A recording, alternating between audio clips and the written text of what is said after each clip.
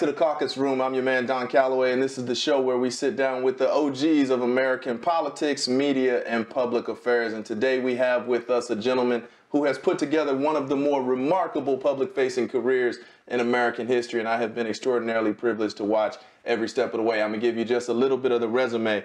Pastor, preacher, organizer, nonprofit leader, philanthropoid, board director, author, speaker, CEO, youth advocate, and most importantly, husband to one wife and father of four. My dear brother, a lot of cats say that's my brother this, my brother that. This is my actual brother, the great Reverend, God comes first, Reverend Dr. Starsky D. Wilson. Welcome, brother. Hey, glad to be here. Glad to be with you in any setting, bro. Thank you so much for joining us. As you know, we start on the Caucus Room with a toast from a black-owned spirits company. So this is Duke and Dame Salted Caramel Whiskey out of South Florida. So pour it up, my brother. You got it. I know you're a bourbon guy, typically. I am, and I'm not familiar with Duke and Dane, so I learned something new today. Yeah. Shout out to my man Chat down on Capitol Hill, black-owned liquor store on the hill, who put me onto these folks. I do not know them yet, but we're about to test out the product. Yeah, I'm liking what I smell so far. Yes, indeed. Strong salted caramel smell. Yeah, indeed. And this is yours. You got a bottle for yourself to take home. So, okay. All right. Yeah, if we don't finish it here, that one's for you. All right. You and LaToya. If we don't finish it, I'll leave the top off. That's right. Cheers, man. We've been in the game a long time. And I did not know that you would have developed into my brother since 1999. And I don't know what's to come. Yeah. But cheers to all of that, brother. Cheers. Indeed. Cheers. That's good stuff. It is. Yeah. It is. All right. Real solid. Indeed. Origin stories are big here in the Caucus Room. We believe that where a man comes from, what he's seen, those experiences inform his work. And you have an incredibly prodigious body of work, which we're going to get into. But there's some Oak Cliff. Dallas is never far from your heart. Miss Ella, who I've been privileged to know for so long now. Give us where did you come from? Yeah. No, man. So yeah, glad to be in. Yes, I'm from Oak Cliff. That's the southwest side of Dallas, within the city limits, city proper. Grew up in public schools there. Grew up in the church. Grew up in a home, as many in the African American community, matrilineal, matriarchal, centered around my mama and Momo, Laureen Turner, my grandmother. And in those places, man, I was third of 5 children, so. All the things that people say about a middle child. Yes, that's true me. Middle. I'm not sure you knew that. True middle, absolute middle. But always navigating a set of talented and gifted magnet or academy programs within our public schools in Dallas. I'm pleased to be a product of all of that. Product of Union Missionary and Beth Eden Baptist churches. And all the things that go with that. I tell people I was a youth pastor. I'm really, in many ways, still a youth pastor, but I didn't know one growing up. Like it was somebody's mama, and usually my mama. That's right. My mama was. It was not. That's a great point. It was not a professional job that you could come out of seminary or even college and expect to have a job waiting for you, making $20,000 as a youth pastor. That didn't exist. No, that didn't exist. Right. That was somebody's mama. It was my mama. It was my homeboy Tutu's mama. Yeah. She do the kids. She do the kids. That's right. So youth director, Baptist Training Union director, Vacation Bible School leader. That's my mom. So that tells you the house that we came out of. So I was, running meetings using Robert's Rules of Order at the age of 12 on Saturday mornings at Union Missionary Baptist Church, because that's how the church ran. I learned, I talk about this because it impacts the public affairs stuff, right? So knowing how to run a public meeting, being trained for that within a Baptist polity in a black church in the South, like that's a thing. And understanding the stakes, the substantive stakes from the procedural movings. Real talk. Yeah. Real talk. And the good times is, you're learning etiquette and Robert's rules on Saturday morning. The bad times is a Baptist church meeting where you use those rules and language of the bylaws to shut folk down, to get done what you need to get done. That's right. In the name of the Lord. So all of these are things that shaped and formed me, man. And growing up in that household, with my older brother, 3 sisters, sensitivities around what it means to be a small community early, and all the realities of what is happening as I'm, come of age in the 80s.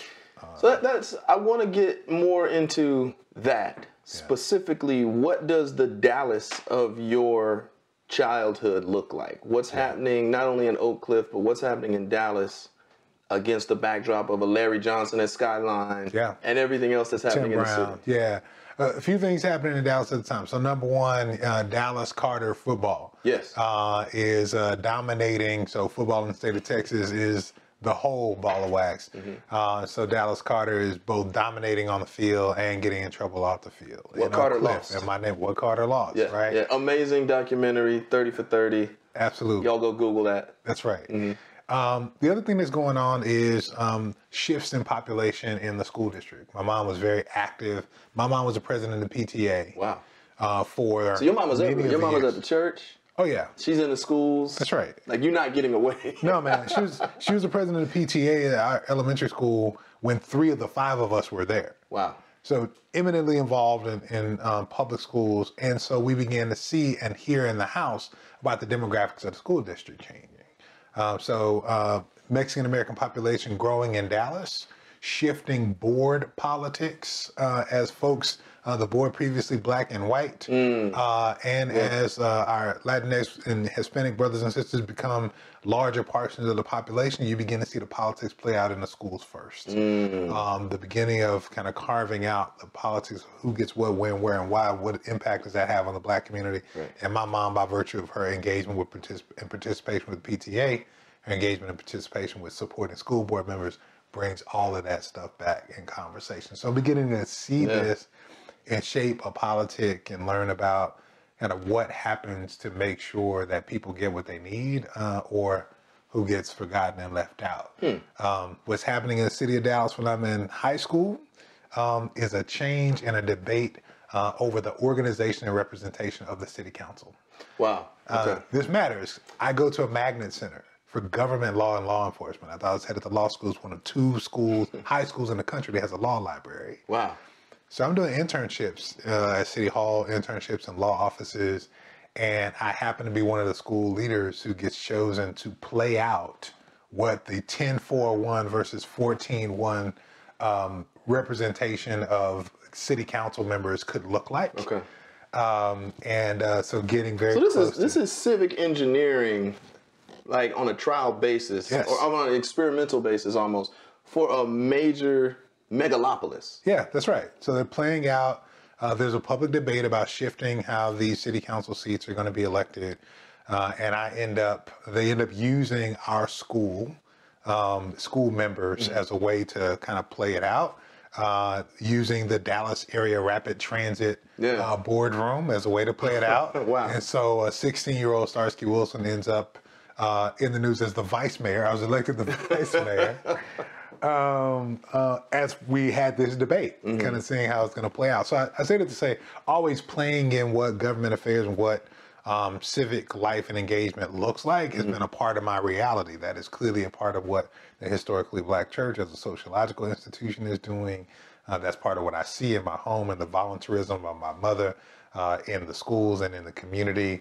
And it's a part of what I come to study in high school when I'm wrestling with the realities of all of the other things that are going on in the early 90s that the community is responding to. So I say to people a lot when I think about my work at Children's Defense Fund that I didn't know that in the early 90s, black folks who were well positioned were coming together for something called the Black Community Crusade for Children. Right. That they were paying attention to things like violence, gun violence in communities, and teen pregnancy in homes, and a failing educational system. But that was the life I was living. So I'm glad they were talking about it somewhere, glad they were convening to do something about it, because it was responding to the realities of my life in middle school and high school. Like all of those things were touching our house. So of Miss Ella's 5, and you and I have never really discussed this in person, but I've heard you talk about your brother, Charles, more frequently as a matter of your public life, now that you're a senior executive in public life. You have a brother. Yeah, I do. I never met him. Tell us about your brother, what became of him, and how that's shaped your work, and frankly, just your life outlook as a man ever since. Yeah. Yeah, so I grew up with an older brother, Charles Edward Wilson Jr. We called him Junior. And he was the oldest of the five. So 2 boys, 3 girls. And when I say grew up, I mean my earliest bedroom was a shared bedroom with him in Village Oaks Apartments where, you know, like the 2 boys lived in one room. We had one room with double beds. The 2 girls had a room with double beds, and Mama had a room. That's right. So really closest companion throughout life and formation, you know, near peer role model, because I didn't grow up, I hadn't known my father since I was 3. Okay. And so my brother was my kind of primary example of what it meant to be a male being formed in the world. And so he was unfortunately cut down by gun violence in our community. How old are you when this happened? Yeah, I'm 14 years old when this happens. And so, interestingly, it had been down a little bit before. Like the year before, he had an injury where he couldn't walk and move, and so I was taking care of him a lot. And what happened was he was in the neighborhood right around the corner from my grandmother's house, where we all spent a whole lot of time. So, you know, summers with Big Mama, that kind of thing. Around the corner, his elementary school friend from Maynard Holbrook Jackson Elementary School was there at their grandmother's house. So 2 guys, one he went to elementary school with, and the guy's older brother were visiting at the grandmother's house around the corner from my grandmother's house. And the older brother had beef with a guy in the neighborhood over a beeper. And a woman. You know, for those who know the 80s, a beeper was, at that time and in that context, connected to access for drug trade. So it was over drug turf and a woman. So he came. The commodities of the day. That's right. So he came to get that guy. And came with somebody else with that guy and took out everybody in the house, including my brother who was there just visiting his friend. Took out everybody. And so this is, in a very literal definition, a mass shooting. Yeah, it is. In the formal, literal definition of people who kind of keep those records for us, for this, you know, this too common phenomenon in American life, they start at 4.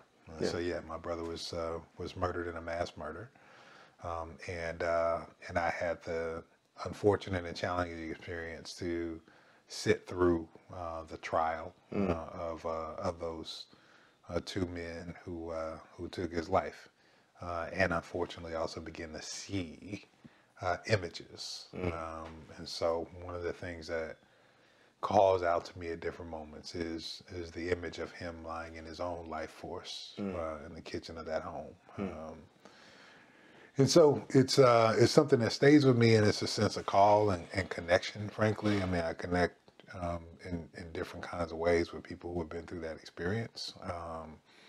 I realize that that's not solving for that challenging reality. Kind of responding to that in a community takes a whole lot, and it has a real toll. And it takes people kind of wrapping around folks who are impacted by it. So I think about 2 significant experiences for me. Number one, when I find out that news, I come home and I am literally surrounded, like in my living room when I get home. By family and church. No, it's all these young brothers. So I was in this voluntary organization called Alpha Rho Kudos. It was a youth leadership group sponsored by Phi Delta Kappa. It's a group of Black women educators. I come home because I just had to get away from the house. Once I found out, I go over a friend's house, just a safe place. The young lady I was talking to at the time, to be with her and her mom. And then I come home, and my living room's full of these young Black men who were volunteering with me in the community in the Kudos. And so, like, that embrace, that reality that, you know, I lost a brother and I had a community of brothers was critical. And the other piece was my mom's engagement with the Citizens Committee to Save Our Children. Like, my mom was the ultimate volunteer, still is. And she began to connect with that community of folks and victims outreach who came to connect with us in order to respond to those realities. So there's something about the kind of the ministry of presence to respond to tragedy, and the activating nature of it. Like it comes with a responsibility to do a thing. Yes. That I saw in that moment and in my mama. Right. And so those are things that I think continue to set me on a path, remind me of the what for, the why, and connect me with people at different points for different reasons. So you come out of Dallas, dyed in the wool of the black church, tried and true. Yeah, real talk. And a close-knit black family. Yeah. And having experienced the highs and the lows of that. Yeah. And you picked Xavier. Yeah. Why? I picked Xavier primarily because 18-year-old decision making. My best friend went to Xavier the year before. Okay, that's enough. Right? That's enough. My best friend went to Xavier the year before. Yes. I thought, I looked at other schools. I thought since my sophomore year, I was definitely going to the University of Texas at Austin. I visited UT more than I visited anywhere else. I knew my way around that campus in Austin. Had been kind of recruited there, had all kind of packages of this. But I went to Xavier for one visit, man, fell in love with New Orleans. And my good friend went the year before. Okay. And so, reconnect with my boy. Yeah. And who went to Law Magna with me, and we're going to do the thing. What is Xavier like for early 90s, 18-year-old out of Dallas? So that latex culture is very much still present there, right? Yeah. In New Orleans. What is Xavier like when you go, and what was just that whole experience for a guy who's not particularly interested in medical studies? Yeah, I mean, Xavier is in the front. Nor are you Catholic. Yeah, not Catholic, right? So the only historically black Catholic university in the U.S., only university founded by a saint in the United States, St. Catherine Drexel. And Xavier was black school in a black city with a black mayor, Mark Morial at the time. What's not to love? Right. And so it was all of those things, and a community that was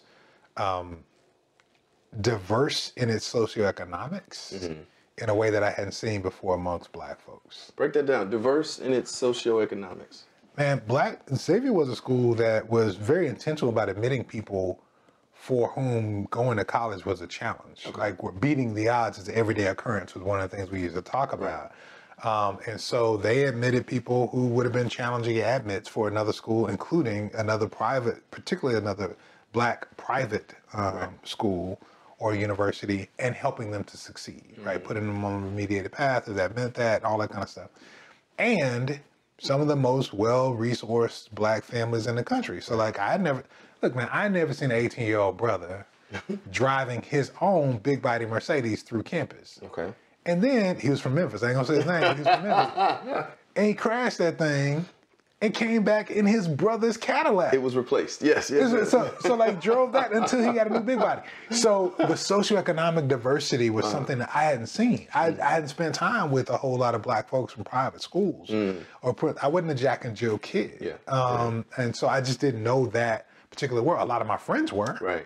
But I was catching the bus to the meetings with the Jack and Jill kids. Oh yeah. And so that was just a different reality for me, and to see those layers of what it meant to be black and to have to come from the private schools, to come from the country clubs, and to come from riding the DART bus to your public school, to have to work when you were 14, 15, and 16 to make the housework, and to have people who never worked a day in their life and gonna work their first job when they graduate after they get their MBA. College. Yeah. Oh yeah. Right? Yeah. So they're gonna leave to go get their MBA, then go to work. Right. Was just a real unique experience for me, but in a culturally rich city, where I got exposed to all kind of other realities around black culture and what it meant for that kind of coming together of culture that created all that is the Creole, Cajun nature of New Orleans. And so it was absolutely beautiful.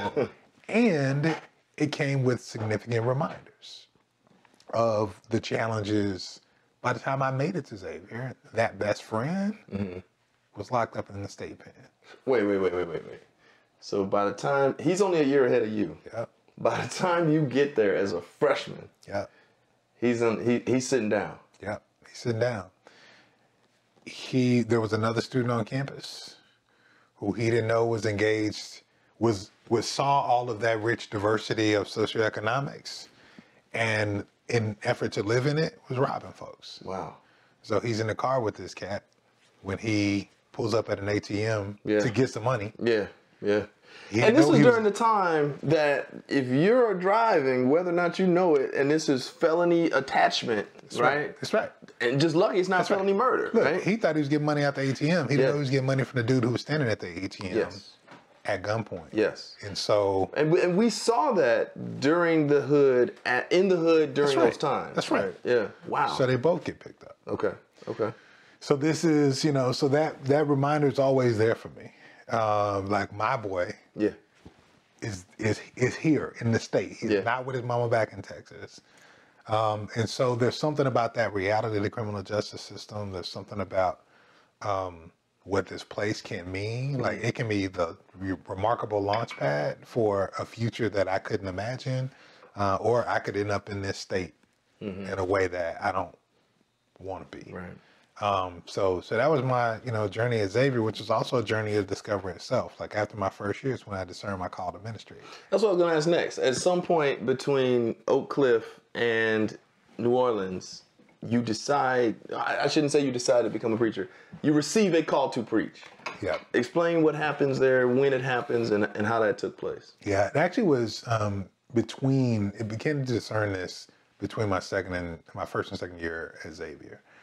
Back home in Dallas. There was a period of a course of about 3 weeks to a month where it's just an ever-growing call. It really began at a church service where a friend of mine, one of my friends from Kudo, one of those guys who was in the house, his older brother preached at a local church. And we said, well, we're going to go. We go support him. He's a young preacher, like he's 3-4 years older than us. And there I began to really discern the call. I began to see it. Wait, was it like Chris Rock where you heard another young preacher or a young comedian, you're like, yo, I'm better than him? No, not by any means.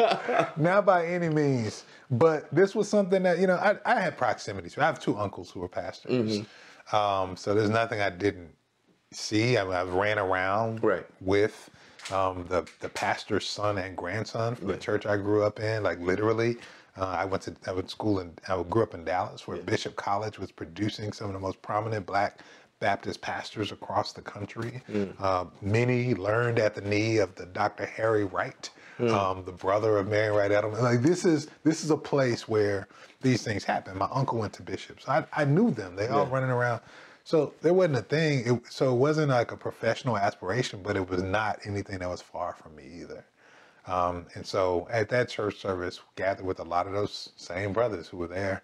When my brother passed away, I began to discern something. And over the course of a 3-week period, I began to have it evolve. I talked to my mom about it. She tried to discourage me. She had seen 2 brothers wrestle with what it meant both to be ministers and to be pastors. And that was not something that, if you got a good bird's eye view of, you really want it for your people. Right. And then it got kind of punctuated as I was heading back to school. So you have to dissect that, because you said very specifically that this happens in between your freshman and sophomore year. Yeah. So do you go back as the preacher, or do you go back as Oak Cliff Starsky, cool guy who's doing the normal social thing, shall we say? In freshman year, I was class president. I was, so this is it. Nobody wants to be a young preacher on a Black college campus. No, you do not. In New Orleans. Like, you don't want that. You don't want that. Right. New Orleans has too much to offer. Or too much trouble, too much temptation, too many, and your formation is happening, right? So what does it mean? This is why I really appreciate college campuses and invite people to protect them. They're places of formation where mistakes need to be able to be made. Outside of the scope of the white penal gaze. Look, man, in a context, HBCUs and Black churches are the only places. Where Black folk get to evolve, form, shape, make mistakes without white gaze. And so we got to keep them Just to be clear, Gaze. Gaze. Yes, Yeah. yes. Without Just to be others clear. peering in. Correct. On the experience. And to be able to make mistakes without the possibility of punitive action. Yeah. Be it from the actual state in criminal behavior, or just you're gonna lose your job, you're gonna lose your scholarship, That's right. you're gonna get yelled at, That's you're right. gonna get degraded. All the things. Yeah. All the things. To be able to make mistakes in safety. Yeah, Right? that's right. And so there are people, so I go back and... Or to succeed in safety. Yeah, or succeed in safety. So yeah, I go back and I am who I am. I'm discerning call. That fall, I go back to my home church, Beth Eden Baptist Church. Yeah. I give my trial sermon. I'm good in Baptist. What was the trial? I'm good in Baptist, right? So, oh man, what was that first one? Welcome to the potluck. What did you bring? Welcome to the potluck. It's about diversity of gifts. Say that again. Welcome to the potluck. What did you bring? It's a sermon about the diversity of gifts. Okay. At Beth Eden Baptist Church. So I say that to say I come back and I'm still really discerning. And no, I don't put out a flag. Right. I'm a preacher. I don't want that kind of attention. I don't want that kind of criticism or critique. And I still want to live the life that a 19-year-old gets to live. Yes. In a space like that. And so I'm still wrestling with all of that. And so what does that mean? What does it mean professionally? I add theology as a minor. So I know that the first call is the call to prepare. So I'm a political science major, I'm a theology minor. I began to explore scripture in a unique and new way. I've never studied scripture academically. Yeah. So I'm looking at the Bible differently because I'm studying that with the late Father Philip Linden and great thinkers there. So it's important that you decided to take up the academic study, because you and I grow up in a Baptist church in which not only was the academic study of theology and the academic intentional study of the Bible, not only was it not a necessary credential to participate, but there were times in which it was devalued, if not straight up clowned, right? Yeah, and some of that's about lack of access, right? It was so long, for so long there was a lack of access for Black preachers that it just wasn't a part of the regular milieu, right? And there becomes a tension point, right, where people with fear of such also began to critique such, right? Because it comes with other cultural marks. So when we begin to see a sociological study of the Black church, we begin to think about, so this is kind of Lawrence Mamiya, C. Eric Lincoln. You see that academic study, particularly theological higher education, is also correlated to accepting and affirming women in ministry. It is correlated to having more of a social justice orientation, no matter what your denominational background. It is correlated to connecting, not in that study at that time, but later studies. It is correlated to being open to LGBTQIA folks and marriage equality. So these things also become a challenge to the church. And so, it begins to get attacked and critiqued and clowned because you begin to read the text in a different way. You begin to interpret doctrine in a different way. You bring that to bear in a context that has also been a protective space. And as that sanctuary... Wait. Break that down. Protective space. Yeah, so protected, right? You can develop here without the fear of white gaze, without the judgment of others. Protective. There are certain things in this space that you get to be because others, even though others won't affirm you here, we're going to take care of you. Yeah. Particularly for Black men. Yeah. Right? Yeah. So it is protective of the identity of Black men. Yeah. An identity that has to be recalibrated with the affirmation of women's voices. An identity that has to be recalibrated when masculinity means this, if masculinity can also mean this. Yeah.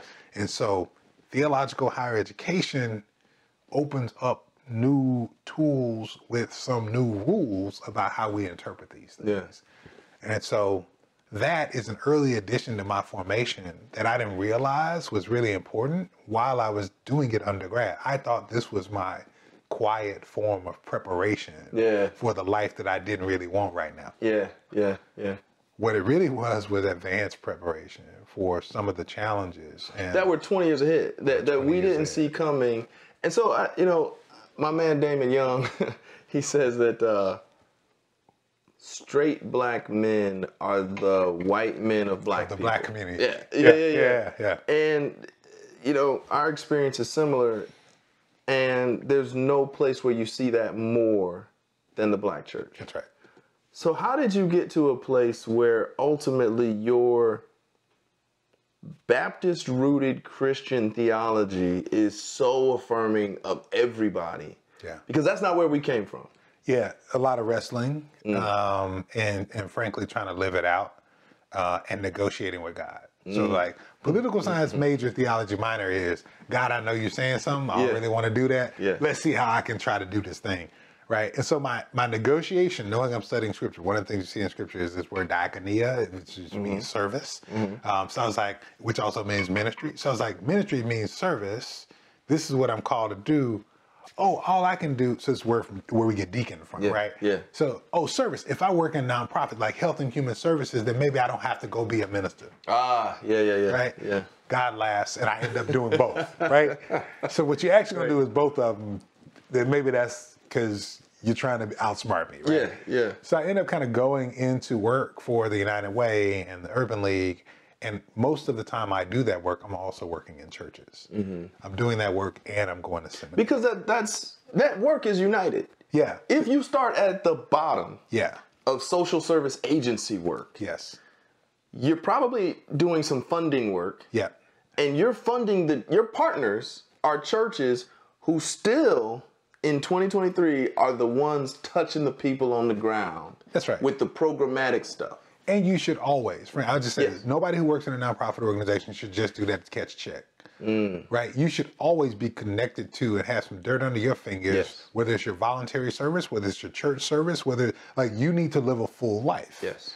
And so I think for me, it has always been the case that the work that I've done in churches, whether it's been youth ministry, whether it's been what people call urban ministry, whether it's been social transformation, whether it's been the philanthropic ministry I've done, has always informed the work that I'm doing at a nonprofit, right? And so those two things go together, whether that nonprofit work is United Way, where I'm doing corporate and major gifts fundraising, whether it's the Urban League, right? All of these things, I think they have gone together. So to your point, my theology evolves based upon my practical experience. Yeah. Right? So, and I wrestle every Sunday I get to preach. The period I was a youth pastor in the church we went to together. I'm preaching once a month.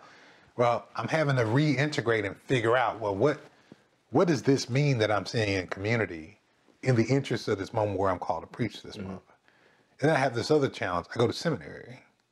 What does this mean, this deconstruction, right? First year of seminary is deconstructing, right? What did the church really mean? What is the embedded theology of the place that's not being stated? All of this, what's going on in the community? And for what? If God only started all this stuff in motion, and isn't doing anything today, how cruel is that? What is that for? Yeah.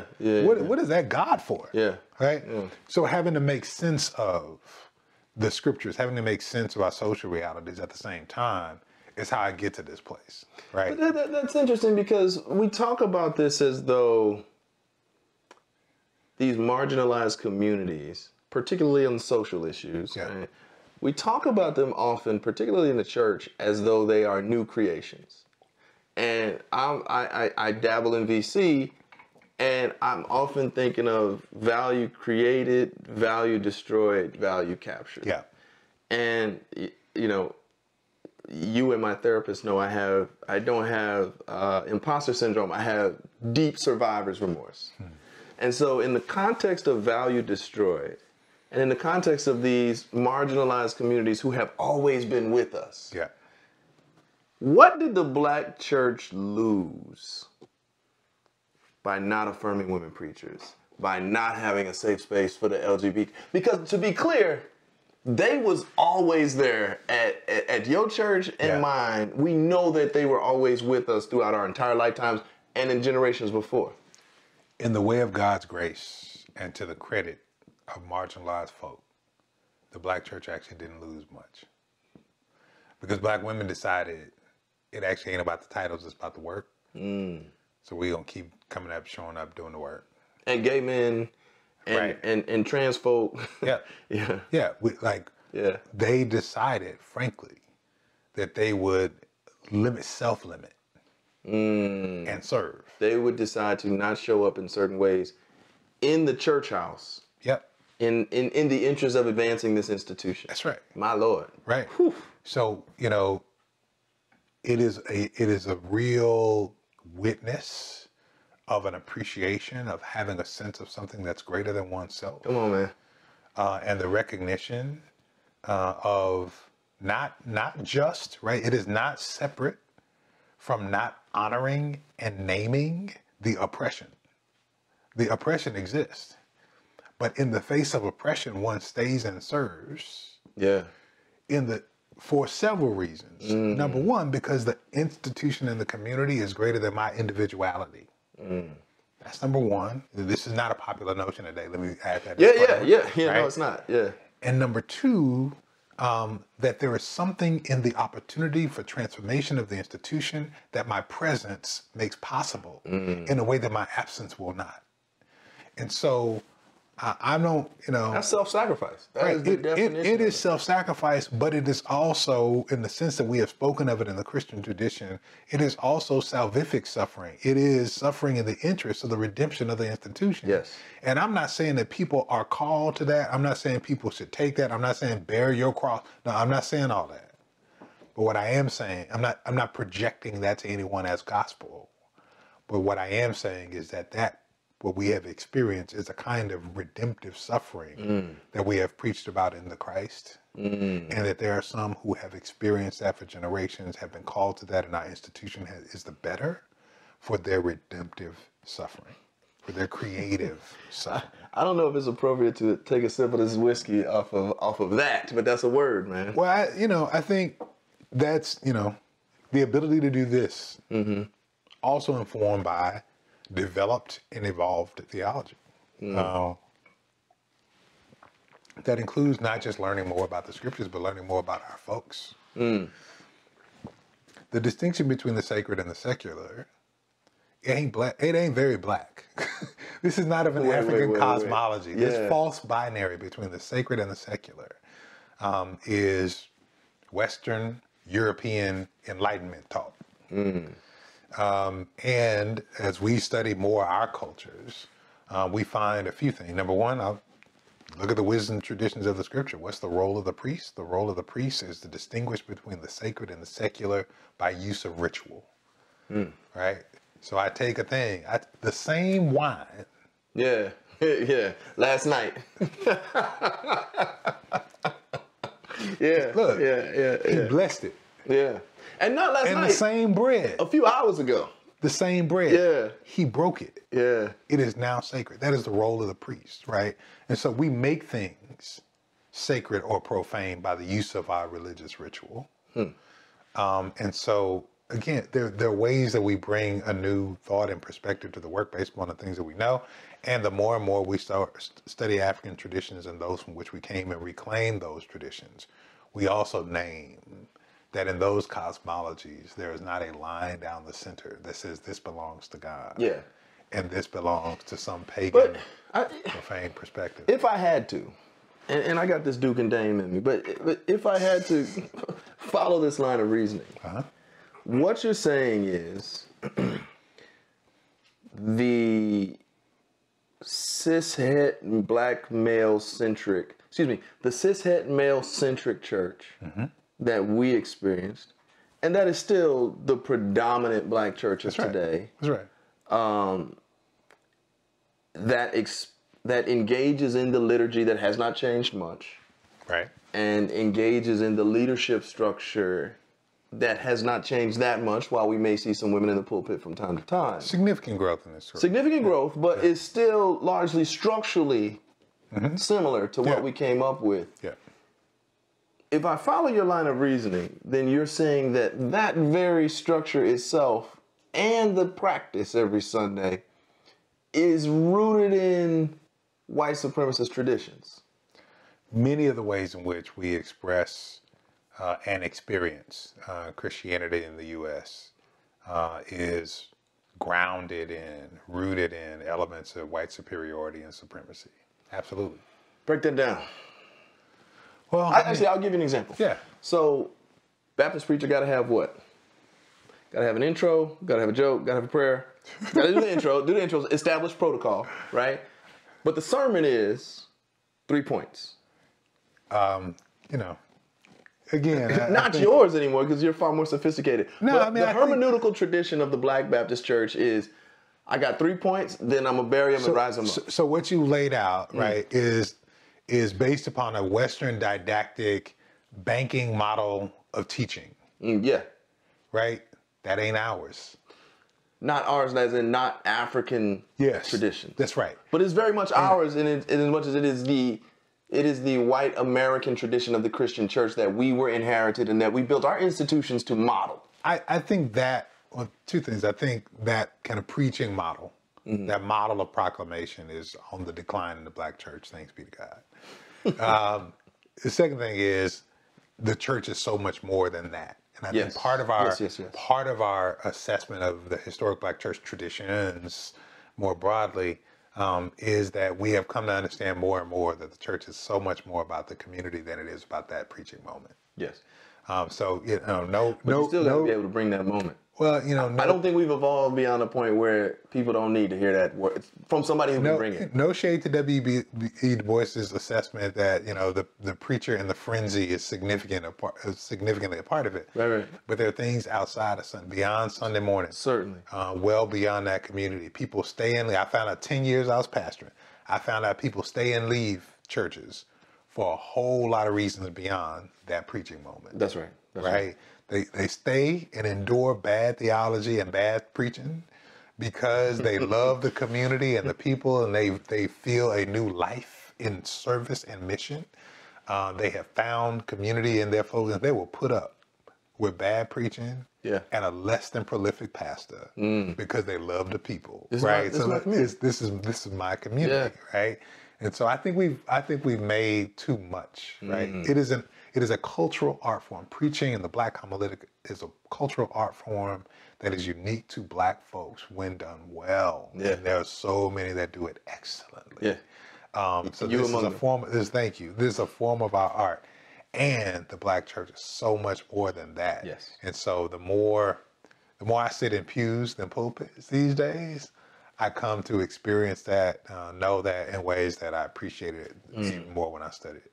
So we've gotten into a lot of stuff, all of which is critical, but I need to go back to Xavier for one specific moment in time. Okay.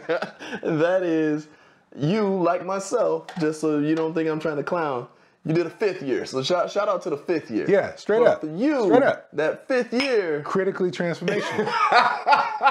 I got more than a degree in that 5th year. It's important that we establish what happens to Starsky Wilson in the 5th year. And I will talk about the pros and cons. If you allow me to hate.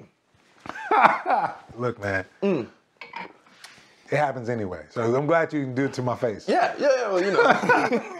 The 5th year, you are the guy who is a 5th year super senior who takes out of the game, off the yard, a freshman. Yeah. And if I'm a sophomore, junior, senior, anybody that was ready to holler a little something from Lake Charles, I don't like you because you are a 5th year, you shouldn't be here, and you took the best we had. Tell them what I'm talking about. Join the club. So this is what happens when you tell God your plans, right? So my last year at Xavier, so intentionally earlier you said my sophomore and freshman year, I said my first and second, between my first and second. That's you know what I'm saying? Got to be clear about this. Words matter. All right, words matter. So I'm coming into my last year. In that year, coming to New Orleans is my little sister, who goes to Loyola. Okay. I tell all my guys, look, man, 2 things. I don't need to see none of y'all at Loyola. Number 2, anybody who's coming in this class, they're my sister's age. So I don't need to be talking to none of them. So I need y'all, like there ain't nothing interesting here for me. I need y'all to hold me to that. And I need none of y'all to be over on Loyola's campus. That's right. Right. Tell God your plans, God laughs. And early in that year, I meet and engage the vice president of the freshman class. Her name is LaToya Smith. Meet and engage. What an eloquent way to say. LaToya Smith. I meet her in the service to the university. She's coordinating some program for the freshman class. Dear old Xavier. Dear old Xavier. And so yeah, she becomes my longtime life partner. I think, and now 21 years later. Yes, indeed. Yes, indeed. 21 years of marriage, I should say. So more like 25 years later, but 21 years of marriage. We build a life together. So it's one of those things where, like, again, this is the enclave. Like, there's nowhere else I'm ever going to work unless I work on a campus where I will meet, come to know this many kind of brilliant black folks who have similar strivings, and then find among them someone who I find a romantic connection with and values so aligned that we can build a life together. And so grateful, right? Husband, going back to the biblical credential for being a bishop, right? Husband of one wife. I don't know if I'm blameless. Listen, I done failed that. I'm going to have to get an exemption. So no, man, we've been lovingly building a life together for quarter century since. Wow. And she's a dentist. She's one who kind of made that choice. She was top of the biology pre-med class, headed to medical school, and realized that those years of residency and those years after would cause her to have to delay family, and decided, you know what? I could be a dentist and have a schedule where I could actually have a family. Right. That's the decision she made. And those kinds of decisions around kind of the orientation to support and ground and build a new thing helped me to be clear that this is the person I wanted to build a life with. Extraordinary talent to have the luxury of deciding whether or not one wants to be a doctor or a dentist. I certainly failed out of school attempting to do either. And so, to be that cold that you say, well, I can do either one, right? It ain't a matter of whether or not I can do it. It's a matter of what I want to do for my purposes. Look, man, some of them labs told people that they couldn't be one or the other. And she was deciding with good grades in the labs, having done all the things, crossed the line. You know, once you make it through pledge in undergrad, if you can still go to medical school, that's a choice. And you know, I think it's interesting, or it's necessary to bring up that Xavier is the destination for African Americans in medical professions. Yeah, absolutely. Doctor, dentist, public health. Break that down, man, that history a little bit. Because you didn't go there to be a doctor, nor have you been since. Yeah, I didn't. My best public health credential is that I worked at a health conversion foundation, and I married a dentist who was the daughter of a pharmacist, who was the daughter of a nurse, all of whom had education at Xavier. Right. So no, man, Xavier's the leading school for producing blacks in STEM professions. I'll just say that more broadly. A quarter of all African-American pharmacists, at one point #1 in producing African-Americans who go into medical school. Wow. I think #2 now only to Howard, who, by the way, has their own medical school, and we don't. Right. So it was like, so we're not like admitting folks to our own schools. I know we're sending them out in the world, and they're saying, you know what, you're the best prepared black folks we can find.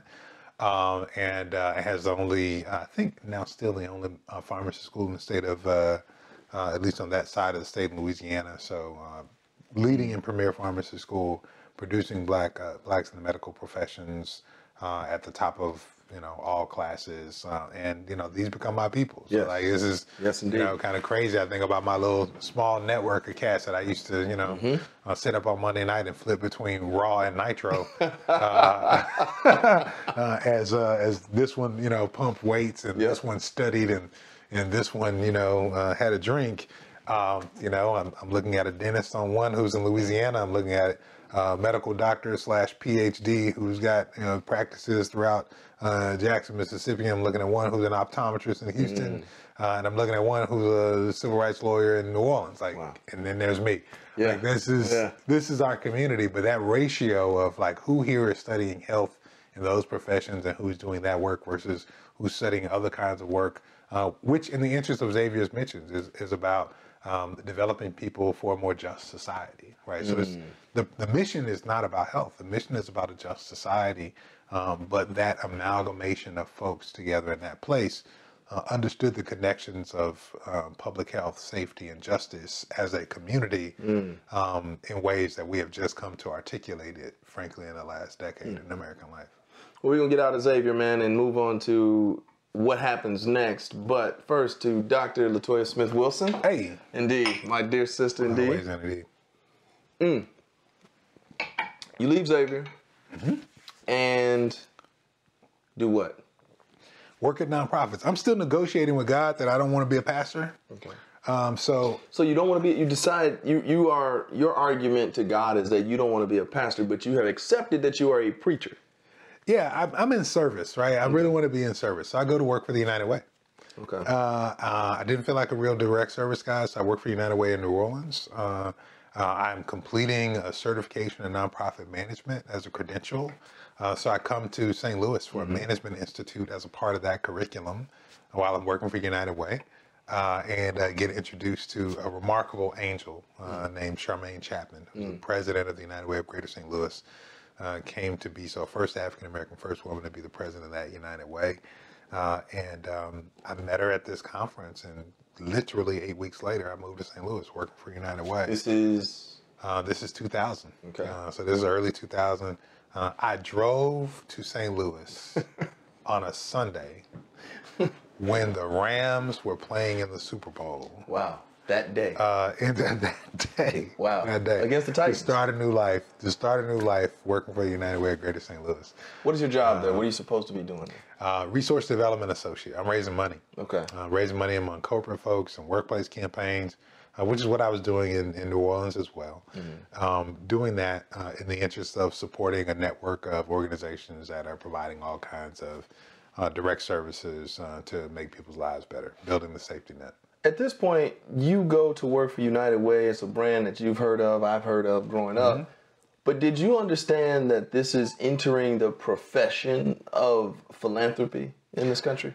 No, a lot of people don't even think of United Way as philanthropy in that way. So no, I didn't think of it as a kind of sector play into philanthropy. It was just, this is, I'd learned, I'd done this, I worked on a campaign, raising money seems like a valuable skill, seems like a way I can bring together some of my political orientation to help people, and that's what I came to do. I didn't know that United Way in St. Louis is one of the strongest in the country. They have these unique programs focused on African Americans and women and celebrating their philanthropy.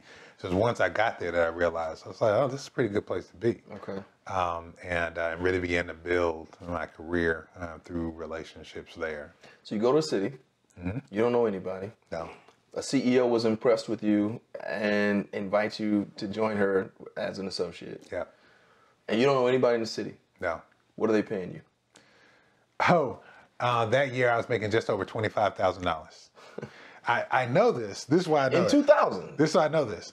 I know this because later I did the comparison once I had two sons, still living in St. Louis. So if I came in 2000, my first son was born in 2005. By the time I have two sons, it's 2008. And when I was paying for early childhood care for the two of them at the same time at a qualified, credentialed early childhood center, I paid $27,000 a year in early childhood care. More than you made. So I remembered saying that I could have hired myself fresh out of school to take care of these boys. That's right. That's right. Full time. That's the cost of healthcare in America. The cost of childcare in America is that I could have hired a full-time college student fresh out of school to take care of my boys. 2008. So you come up $25,000 a year. Yeah. And beat up truck. A beat up truck. But you knew from your experience to join a church. Yeah, I mean, I came to the table at United Way. I was blessed. I came to a table in the community that had all kind of people at it. Yeah. And at that table, I found my pastor. And I visited some churches. I knew I had to find my folks. I had to find a community of support. I wanted to live a full life. I couldn't just work. It was foreign to me to be somewhere and not have a church. Right. So yeah, I definitely had to find a church, and I actually ran into a guy. I thought, oh, he's doing some stuff in the community. And he's here, like he's on the board of United Way. It's like he's actually connected to some stuff. Let me check him out. He happened to be the president of the Clergy Coalition at the time. So it's like he's active, he's serving.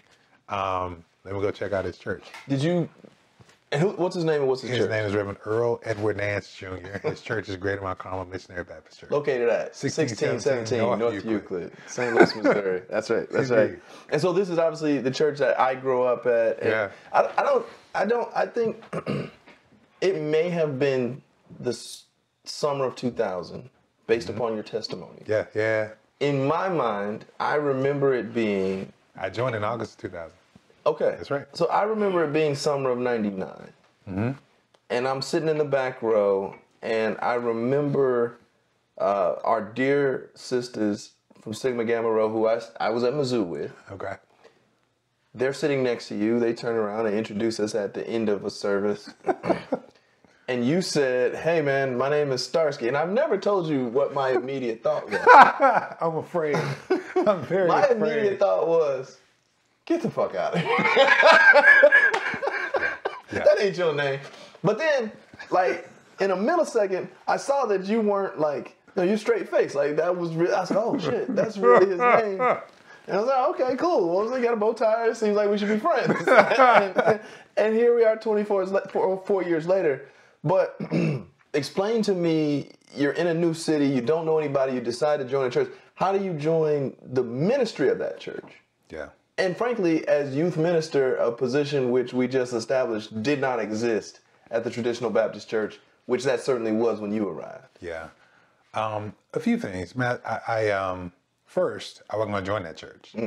I was going to join the church around the corner. West Side Missionary Baptist Church. I decided. Shout out to Bobo. I came and I realized I knew people in both churches. You know, I was kind of feeling like what I like. It's my first time really choosing a church where I'm going to be by myself. While I was in college, I was in watch care. Like me and my friends went to the church. I'm choosing a church as an adult. And what you don't know is us growing up there. I mean, it's Greater Mount Carmel and West Side. If we're Bayside, West Side is Valley. Right? That's right. Like, That's right. These are our rivals. Yes. You know? Yeah. So I had no idea that. And so I'm going to these two different churches. I get to know people in both. I enjoy the ministries. I decided I was going to join West Side, the church around the corner. On that Sunday morning that I went, I didn't know. I went to join that Sunday. It must have been late July. Reverend Nance from Greater Mount Carmel preached the Sunday morning service because it was like Pastor's Appreciation Day or something. Wow. So I got there and was like, oh, okay, I got it. Wow. I hear you. Next Sunday, I go and I join Greater Mount Carmel. The guy who was civically connected, you were impressed by, he's on the board, he's doing political stuff, and he's preaching at the church you wanted to join. Yeah.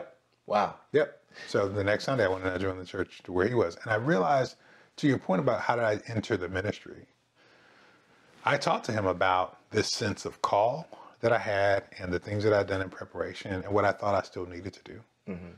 And what I didn't know when I was telling him all this about these two different churches was that there hadn't been a youth minister or youth pastor at Greater Mount Carmel since he was.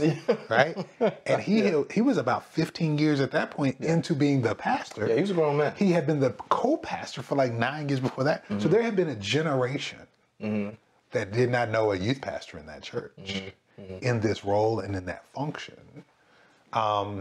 Meanwhile, at Westside, that pastor had 2 sons who were in ministry, a son who was a deacon. So it was a way that as I reflect on it, God took me to the place where there was the need versus the place where I would have been like, there wouldn't have been opportunity for me to work. Whereas Reverend Nance immediately handed me a Sunday school book, appointed me to what used to be the choir closet. And said, that's now your Sunday school class. Get to work. Yeah. That thing that looks like a closet, because the choir still hang their robes in there, and towards the end of your class, they're going to start coming in there to get their robes still. I know it well. Yeah. Right? Yeah. Here, go to that work. room. Go to work. Well, shout out to Westside because Charles is not a pastor. Ronald. I went to high school with Charles, Ronald, and Michael. But of course, Big Ronald, Reverend Dr. Ronald L. Yes. Bobo Sr. Yes. He's an OG as well, so shout out to him. Absolutely. I'm not, much Baptist love for World everybody at Alliance, Westside. a global leader in ministry. Yes, indeed. Yes, Yeah, indeed. yeah. Yes, indeed. Lots of time ministering in Africa. Yeah, that's right. Lot Carey, the whole nine. Baptist World Alliance. Shout out to the whole Bobo family and empire over there at Westside. So we find ourselves in 2000, and you are suddenly a youth minister, youth minister / Sunday school teacher, but youth minister. Yeah. And kind of creating what that job is going to look like. But you were fully invested. Yeah. Yeah. While being a rising star in local philanthropy, local organized charitable work. Yeah. So you have 2 full-time jobs when you Yeah. just drove up here to a place that you don't know. Yeah. What's that like? Frankly, it was easier to do. I didn't have a family or anything like that. As long as people understood that every third weekend I was going to drive down to New Orleans because my significant other, who would be my wife soon, was down there. So I was breaking out to New Orleans because all the people you named earlier who were not happy that I took her off the market. We're down there, and I was up in St. Louis. This I must defend. Hey, I need to be strategically present. Because she wasn't having it, though. So let's not establish that. They had no chance. She wasn't having it. But I gotta be. But I need to be strategically present. Just remember. You know, say yeah. She's not having it. So he back again. But I ain't no fool. Right. Yeah. So it was easy. I didn't have attachments in the city. I lived alone. And I tell young professionals this, there's a period where you can outwork people. I don't know if I was smarter than anybody. I worked hard as hell. So I was, at the same time, I was volunteering with the Urban League and their Young Professionals organization. I was working hard at the church and building both relationship with people and growing because I was teaching. Yes. Trying to figure out how to grow the ministry among youth and young adults in the life of the church. And for me, that was a space of entrepreneurship. I could engage in a way because there was kind of open ground to work and to build. And by virtue of that, I had a mentor who I tell people all the time, there was nothing I ever prepared, was thoughtful about, and kind of schemed out in a conversation and prayed about that my pastor ever told me no to.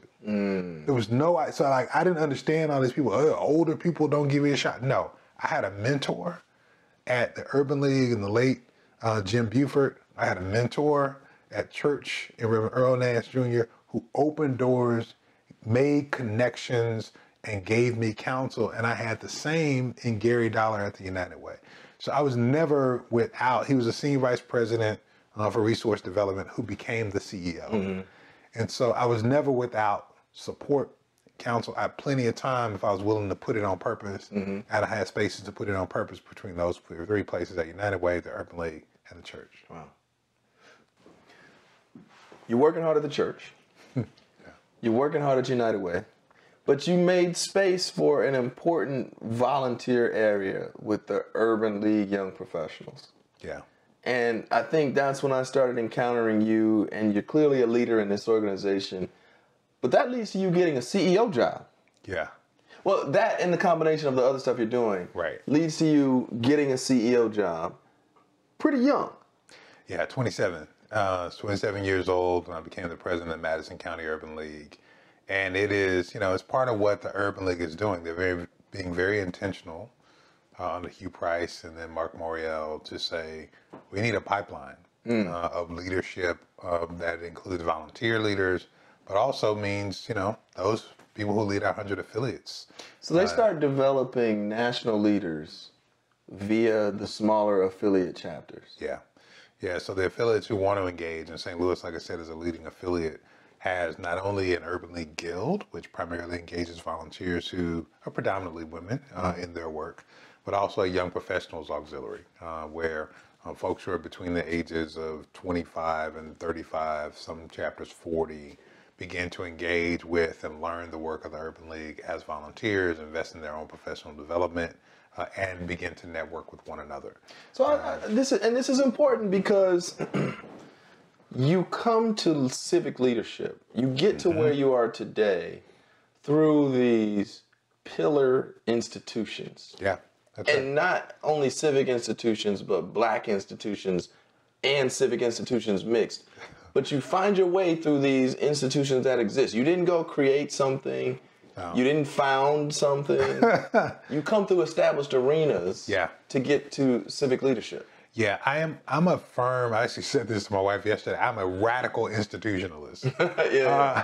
I believe, something Darren Walker talks about from the Ford Foundation, he says, movements need, I've added these adjectives myself, movements need activated individuals, inspired and innovative ideas, and resilient institutions, right? And so I think these institutions, and there's a lot of activated individuals with a really whole big bank of ideas, but they don't have an institutional base from which to execute. Where do they live? Yes, right? Yes.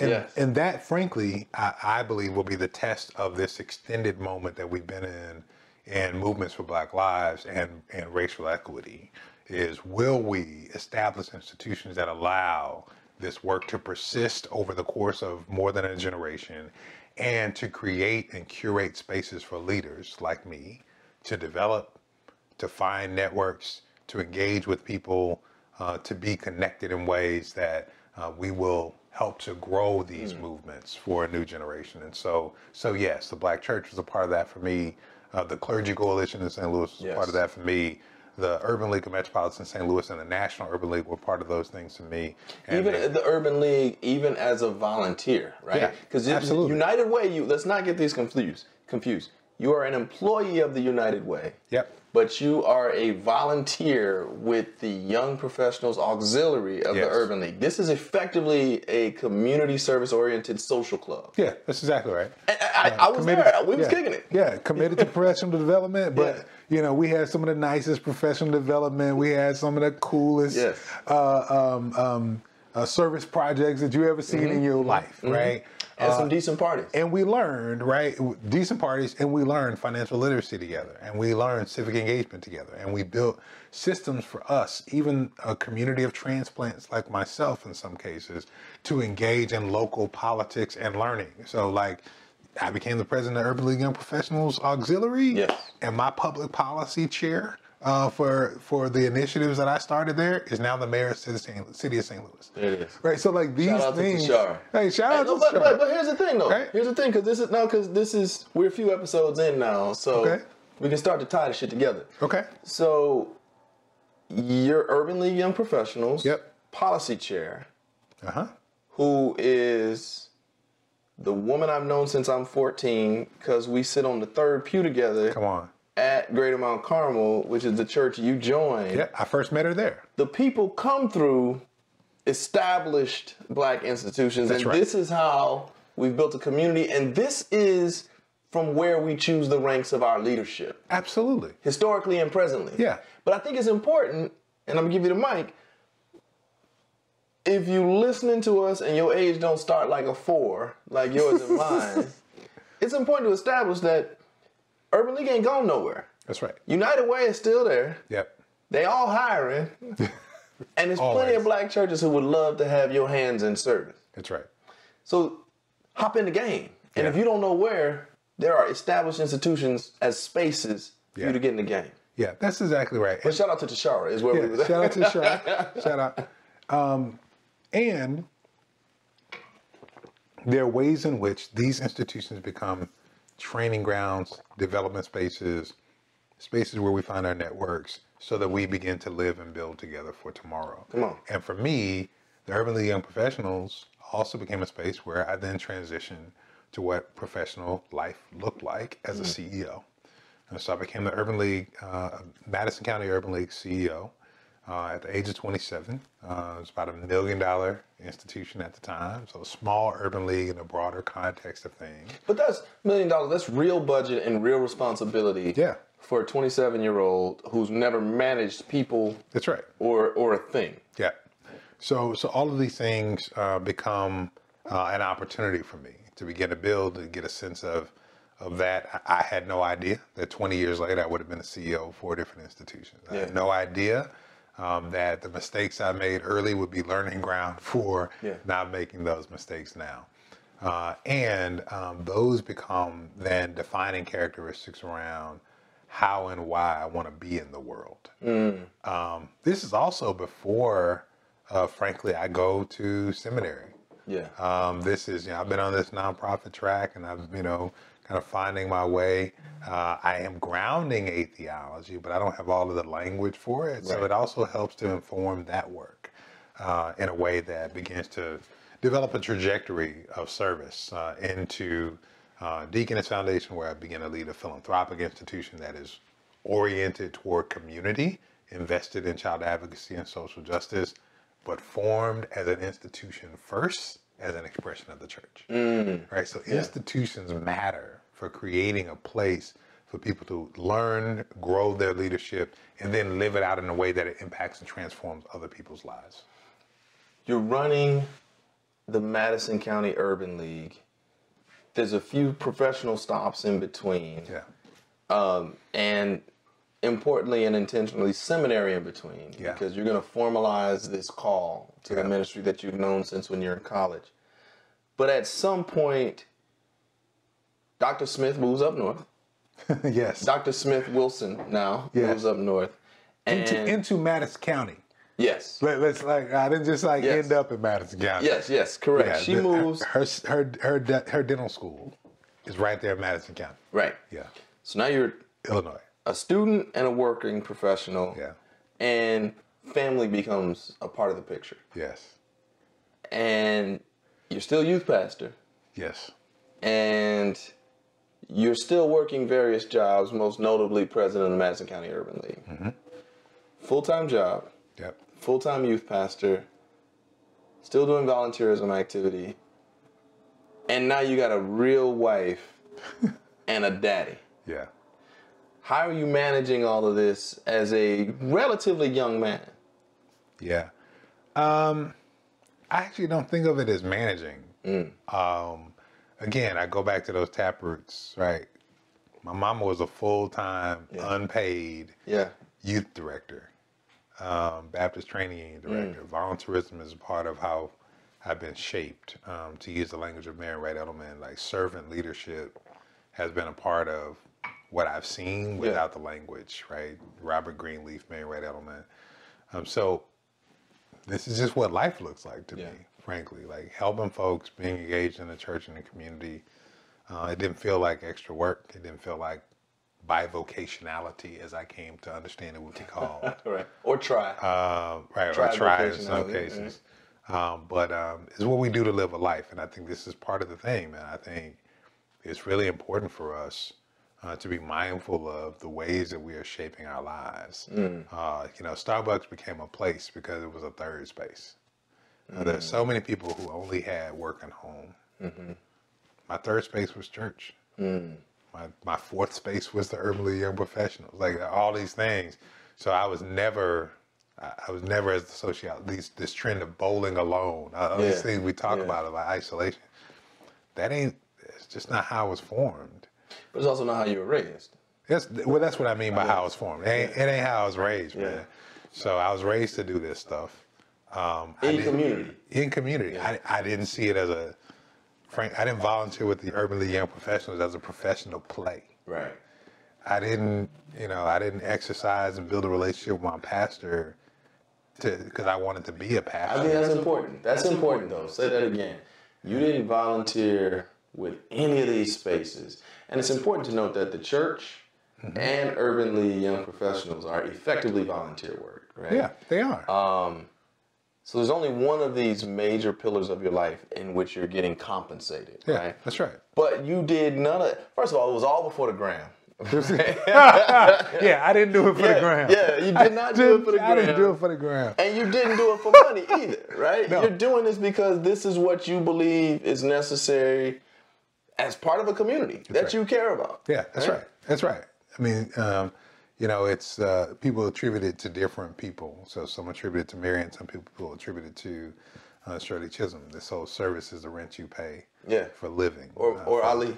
Yeah, or Ali. Like this is. I'm sure he didn't make it up. Well, I mean, and this is right. It's all about who you heard it from first in these things. But I think it really is this idea and this concept that like we're of a community. It's Ubuntu, right? Yeah. I am because we are, and because we are, We are I am. because I am. So I have a responsibility to every space that I occupy, every community where I gain some value in my own being, where I learn a lesson. If I learn a lesson from you, then I owe you something. Yes. And so for me, this collectivist, this communitarian ethic is a part of what it means to appropriately be. Is how I be in the world. And so no, it's not it wasn't a thing. It's not a calculated thing. It's not. I haven't had a job that I knew existed for a long time. Right? I grew up thinking I wanted to be a lawyer, right? So I went to high school saying I would go with a law library. I learned debate. I did speech and debate. Like I thought that was a thing. Yeah. I've been a pastor. I guess I've known that was a thing, but I didn't want to be a pastor. But youth pastor wasn't a thing, and community organizer, we didn't. Yeah. Development officer, we didn't know. Yeah, I had no idea that development was a thing. I had no idea that I would ever be proximate. Yes. To the president of the Children's Defense Fund, much less become such. I didn't know what the Deaconess Foundation was. I didn't know what the United Church of Christ was when I was growing up, even though I was a church kid. So I say all that to say, if there is a lesson for me, it is that I've had a full and fulfilling life without the kind of aspiration of a linear path or a professional ladder. But it comes out of being able to serve and drop my bucket somewhere. But I think it's important to establish that if you do good work at all these spaces and you treat people well at all these spaces in the context of fulfilling what is your personal calling, then elevation will happen, as opposed to going in with ambition to do this specific thing and I'm going to kill it and get promoted, right? And I'll press it even further. I once said in a sermon at Alex Haley Farm, as a matter of fact, I said elevation in ministry is related to proximity to marginality. Whew. Like it's not. Everybody wants to get close to and network, and I'll be clear. Like part of the ethic of the young professionals was networking. Right? Everybody wants to like network their way up, and I have found it has been my experience that what others would call elevation actually come from service to people who are at the margins. The greatest of these. Yeah, I mean, I think as much you have done to the least of these, you have done it to me. I think let the greatest among you be your servant. Like I think these are lost lessons of a wisdom tradition. If you got problems with religion, they are the lost lessons of a wisdom tradition that have rung true in my life. And in as much as, they create challenges for people, they look weird to people. People want, frankly, they actually want a more dictatorial approach to things. They want to believe that there's some secret to climbing the ladder. They want to be able to map your relationships. I wonder about these things from time to time. I sit in rooms and I'm like, among the preachers that I'm with, black preachers in the black church, I didn't follow that path from Bishop or American Baptist or Morehouse to Yale or Harvard or the Proctor School. I didn't come from the right schools. Among the philanthropic folk, I didn't go to IUPUI, the philanthropy school, and I didn't work at any of the big foundations, and how'd you end up sharing that board?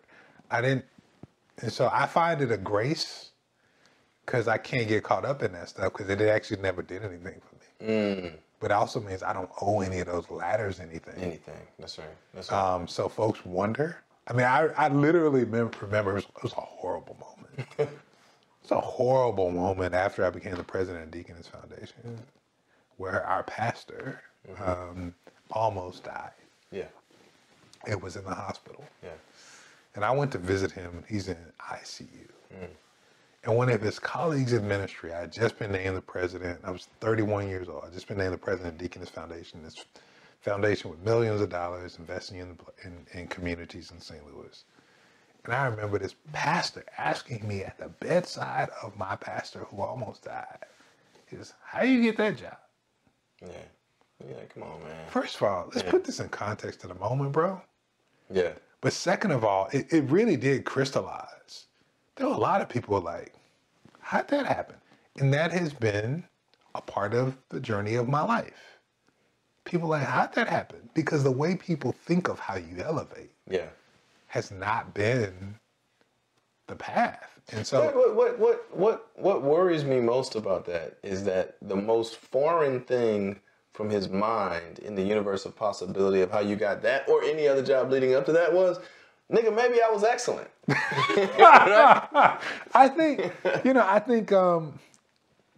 I think excellence is important. I was raised like I was, I'm a black Gen Xer, man. Like my mama taught me I had to be better than white folks. Come on now. I'm a black Gen Xer. She wasn't wrong. Right? And I went to an HBCU where I was taught that I was taught excellence in a context where, frankly, let me parse it. My mama taught me I had to be excellent vis-a-vis others. Xavier taught me to be excellent in everything I did without respect for others. Because that's not the standard. It's not even the standard, right? Yeah. And the church continues to teach me that there are excellent, and the community teaches me, there's excellent black folk who don't get a shot. Yes, indeed. Yes, indeed. And so, there before the grace of God go I have been blessed. And part of the blessing is not striving, not networking, not kissing up, not go and do well, give your reasonable and the best of your service.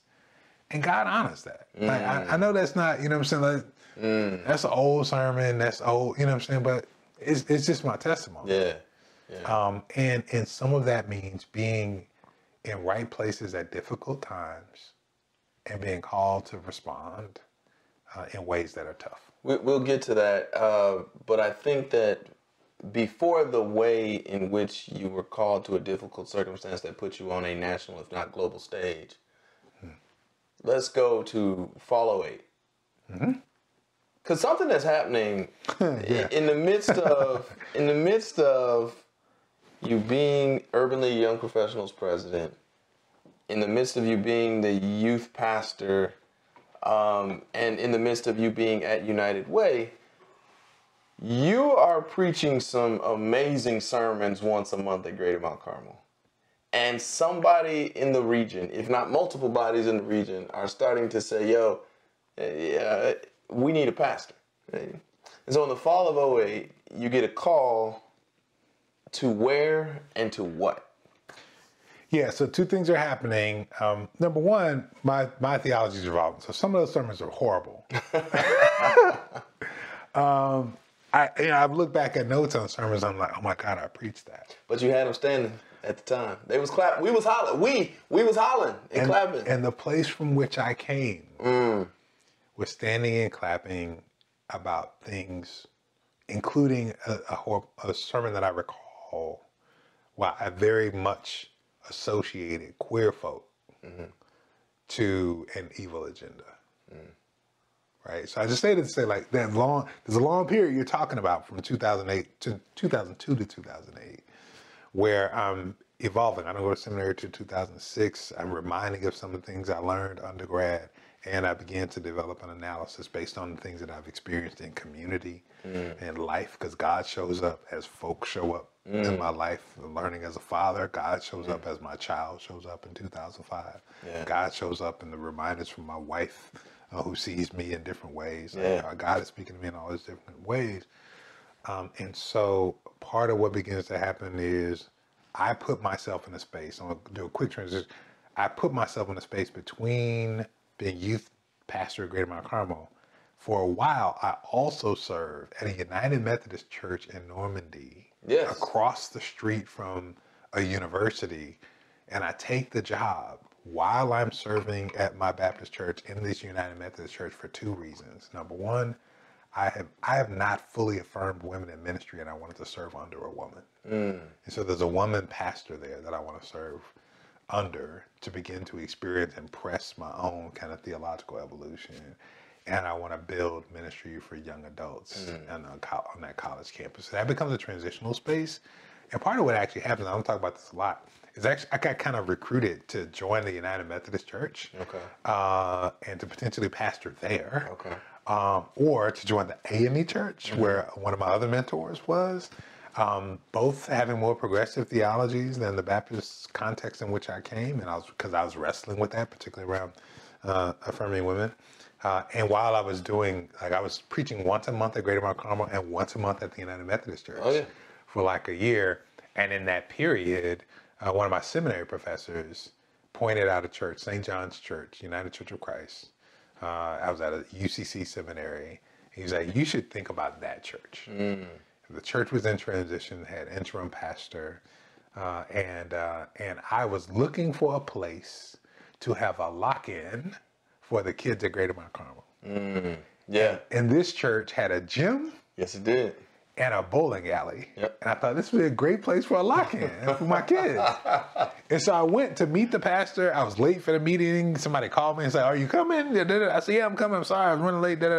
I come, and the chair of the search committee is sitting there waiting on me.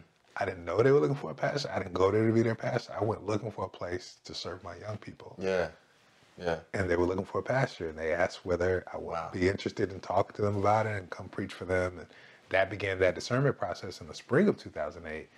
And over the summer, they said in the spring, we want to call you to be our pastor. I was like, I don't know if y'all really sure about that. So over the summer, I said, let me be your summer pastor. Okay. We'll discern together.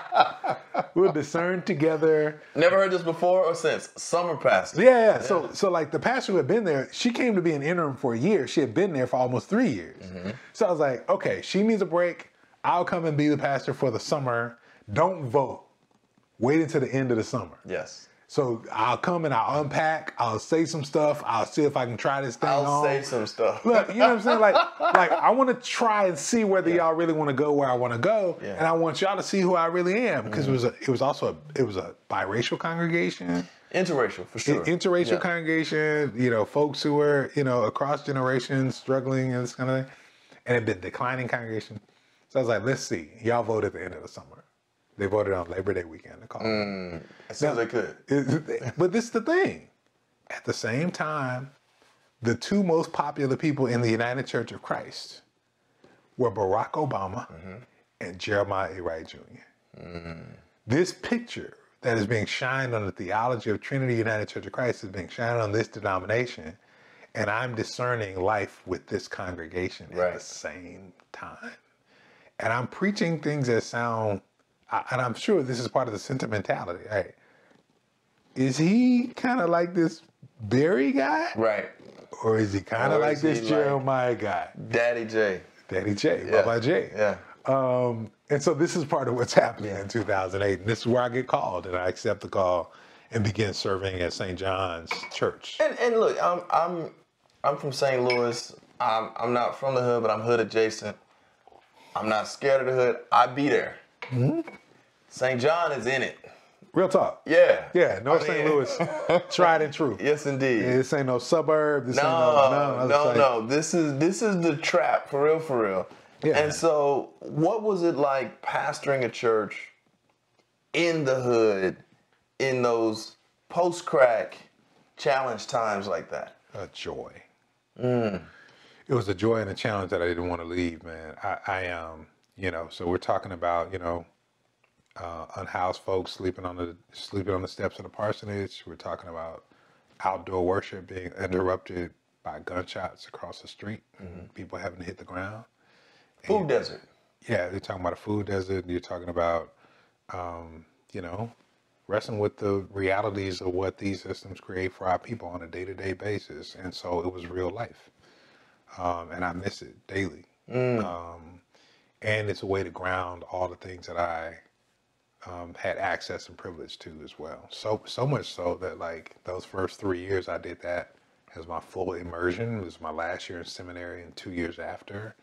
And when I got the opportunity to take this like plum call to be the president of Deaconess Foundation, like the best job for a clergy person in town, let me be very clear, to be the first Black man leading an independent philanthropy in the city of St. Louis, I told the board, like, this is great, but I don't think I should do this job without being in that neighborhood.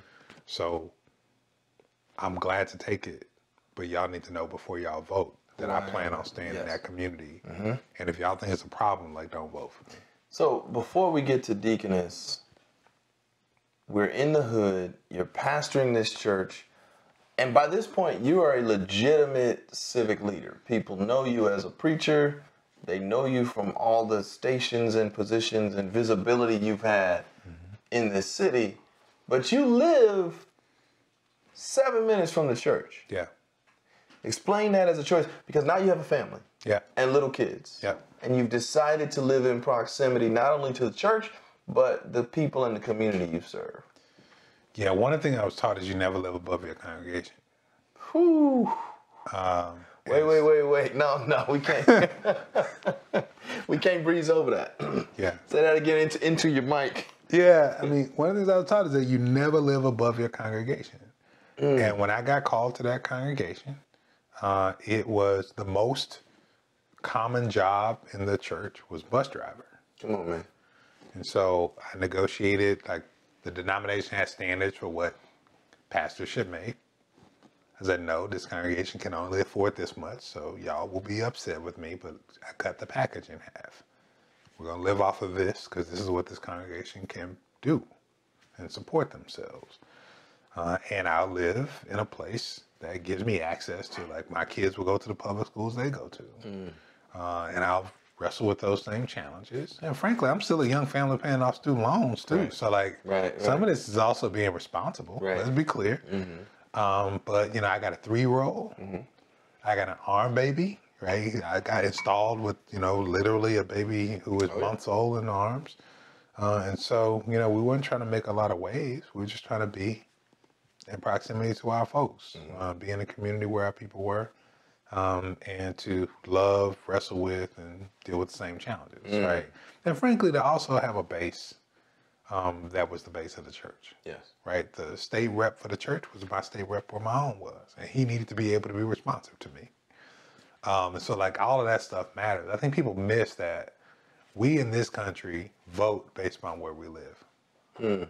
Because we vote based on where we live, our political power is tied to our proximity and our ability to aggregate similar perspectives within a zip code, within a ward, within a district. And so, in as much as, and this is my read, it seemed to disempower me as a pastor in the city if I made the choice that other pastors made, which was to live in the county. I need to have as much concentrated political authority in the Black church as a political institution. Yes, it is. I need to have as much concentrated political authority and proximity to the place of my church as I can get. Yeah. And I didn't have no big old church. But whoever was the mayor, alderman, they needed to know that when I was speaking, I had no diluted perspective. My church members live in this city. I live in this city. We the people you don't have to answer to. So I live in the city. I lived in the city, you know, by that time, I lived in the city until I moved out of the St. Louis area. So you're a pastor, you're a volunteer, you're a well-known civic entity, and you get this call to lead one of the preeminent, if not the preeminent foundations of the region, and you've got plenty of money to make grants, and so now you're the man. You are the CEO of the Deaconess Foundation. Break down, what is the Deaconess Foundation, and not necessarily how did that come about, but what is your work every day as president and CEO of the Deaconess Foundation in St. Louis? Yeah, so this is where when you did the bio, you said philanthropoid, right? This is a term of art in philanthropy. Like, people who are philanthropists, some people say, are the people who, like, the foundations are made of their money. Deaconess Foundation was made of the money of the church, which established a health care network, which sold in the 1990s, and the proceeds of that sale created this philanthropy. But it is a ministry of the United Church of Christ. Philanthropoids are the people who manage the money and give grants where the money is not their own. Right. Now, for the record, I don't think you should be a philanthropoid if you're not a philanthropist. Right? You don't need a lot of money to be a philanthropist. That's right. You got to be somebody who gives away money and to support. The root word of philanthropy, or the etymology of philanthropy, is the love of all humanity. Wow. Right? If you don't love all humanity, you shouldn't be giving away money. That's right. But that's what I do. I give away money. I make grants. and invest in organizations that serve children and families in the St. Louis community. And ultimately, we begin to evolve that to have a focus on both child well-being and racial justice, and to invest in organizations that are building power for children and families in the St. Louis community. But let's be clear. Deaconess did not have a lens for all the money it had and all the grant-making authority it had, which gave it so much power in this small city. Deaconess did not have a lens on allocating that money in the interest of racial justice until you. Right, and it had an eye toward poverty. It had an eye toward Black and brown children, but didn't have a lens of racial equity or a power analysis. And I think that's part of the gift that we brought to the work. But that's the power of being able to shape where large sums of money go in a very tangible way via participation in philanthropy, which neither you or I grew up knowing existed. Yeah, that's absolutely right, and it's also part of the call of being a chief executive, right? You get to agenda set, Yes, not just for your institution, but also for community with the allocated resources of your institution, no matter what those are, right? Whether that's grant making or whether that's as a nonprofit. You say, look, Urban League CEO, I can focus on education, I can focus on health, I can focus on economics. How will I drive change in this community based on its needs? A church, right? You're a pastor, you're a CEO. I can focus on a food pantry. I can focus on organizing people. I can focus on having really good worship and good music. Right. How will I drive impact for people based on the allocated resources of this institution? Same question. Yeah. For Deaconess Foundation. And that's part of what we sought to answer. So number one, we want to ground it in the everyday experiences of people. So I need to keep proximity to that. Number two, we say we're for children. So we got to be responsive to the issues for children and young people in this community as they show up in our community, and our grant making has to follow that with integrity. And so, you know, this is a show for politicians. I am a career politician, and I wrestle with this definition of politician I'm developing, and I think it's one who engages professionally in the distribution of limited communal resources. In other words, who gets what, when, where, and how. Dr. William Serpin, Xavier University, Political Science 101. That's right. Or actually That's right. 1010 for us. That's right. That's how you define it the first day. This is who gets what, right? Who gets what, when, where, what. The people who have their hands in the decision making about the allocation of those resources are inherently politicians. Yeah. And you ain't never ran for philanthropy. Nothing. That's right. Including philanthropy. Yeah. You ain't never ran for nothing. That's right. Which is a very intentional choice because you majored in political science and you went to Dallas School for Law and Economics and Government, right? Yeah. But we're dealing with this concept that in any given region or in any given nation, even the politicians are far beyond the universe of elected officials. That's exactly right. So, pastor, philanthropic leader, community organizer. And we're going to talk about the date you officially became a politician. Right? August 9th, 2014.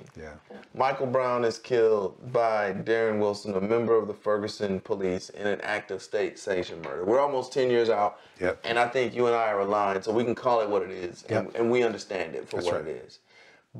And we don't have to revisit that day, although you and I were both firmly embedded, right, in that universe of that day.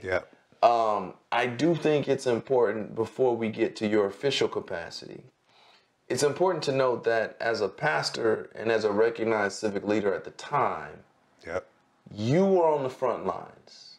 I mean, you were with the local activists. Let's focus on them. First of all, you were with Leslie and Michael's family. Leslie, Michael Sr., and Michael's family. You were with the local St. Louis-centric activists of the day. And you were with the national activists who came in. But as the world watched our neighborhood, our community burn down, you were on the front lines of that. And tell me what the experience was for you as a guy who had access to the levers of power in the city. The institutional power brokers of the city all knew you, all respected you, and had worked with you, frankly. What was it like in that moment where the world is watching your city, our city? You was on the front line with the people. And explain the choice to do that and what that felt like in the moment of Ferguson in August of 2014. Yeah, so there are two things that are happening. First, on Saturday, August 9th, I see the image of Michael Brown on social media, lying in his own life force, split screen. I see the image of Charles Edward Wilson Jr. Lying in the kitchen in the home of his elementary school friend's grandmother, lying in his own life force. That never leaves you. Never leaves me. Like, it immediately comes back. I've not something that I've imaged regularly before, but in that moment, that comes back. Yeah. And so I feel called to this moment. I feel called to service. I feel called to the ground. And I'm careful about kind of what that call means. So there's something, I had to do something here. Yeah. I wasn't thinking as much about like what access and privilege meant, like what resources I had to deploy. What I was really thinking about in that moment was I got to preach tomorrow. And that Sunday was the second Sunday in August. Yeah. And we were preparing to send kids back to school. Yeah. And so Which he was getting ready to do. Yeah. So that's I was like, I got a representative of the superintendent of the St. Louis Public Schools coming to church tomorrow. I've got a prayer that we're going to have over kids tomorrow. And I got a sermon that is wholly irrelevant. Yeah. I have to be able to speak to this moment. I think that's when you think about the way you frame kind of this kind of civic responsibility public figure, like you got to have something to say. Yeah. About these moments. And as a pastor, I need to have something to say. Yes, if you determine that you have a responsibility to say something. And a lot of folks don't make that decision in that moment. Yeah, they fail. Yeah. If you are engaged in civic leadership and public leadership, when such a tragedy visits a community and you don't have something to say, you fail. Yeah. And so that was it. I had to have something to say 24 hours later about what God would have to say in this moment. And I had to have a response that was aligned with what I would say. Right? This is the other thing, which when you speak in public, people can critique in public. That's right. And what they should critique is your witness. And so part of this is discernment about like how would I use whatever access I had in order to deploy a response. And so for me, this is where politician kicks in. I came to study later the responses of clergy leaders in the South African anti-apartheid struggle.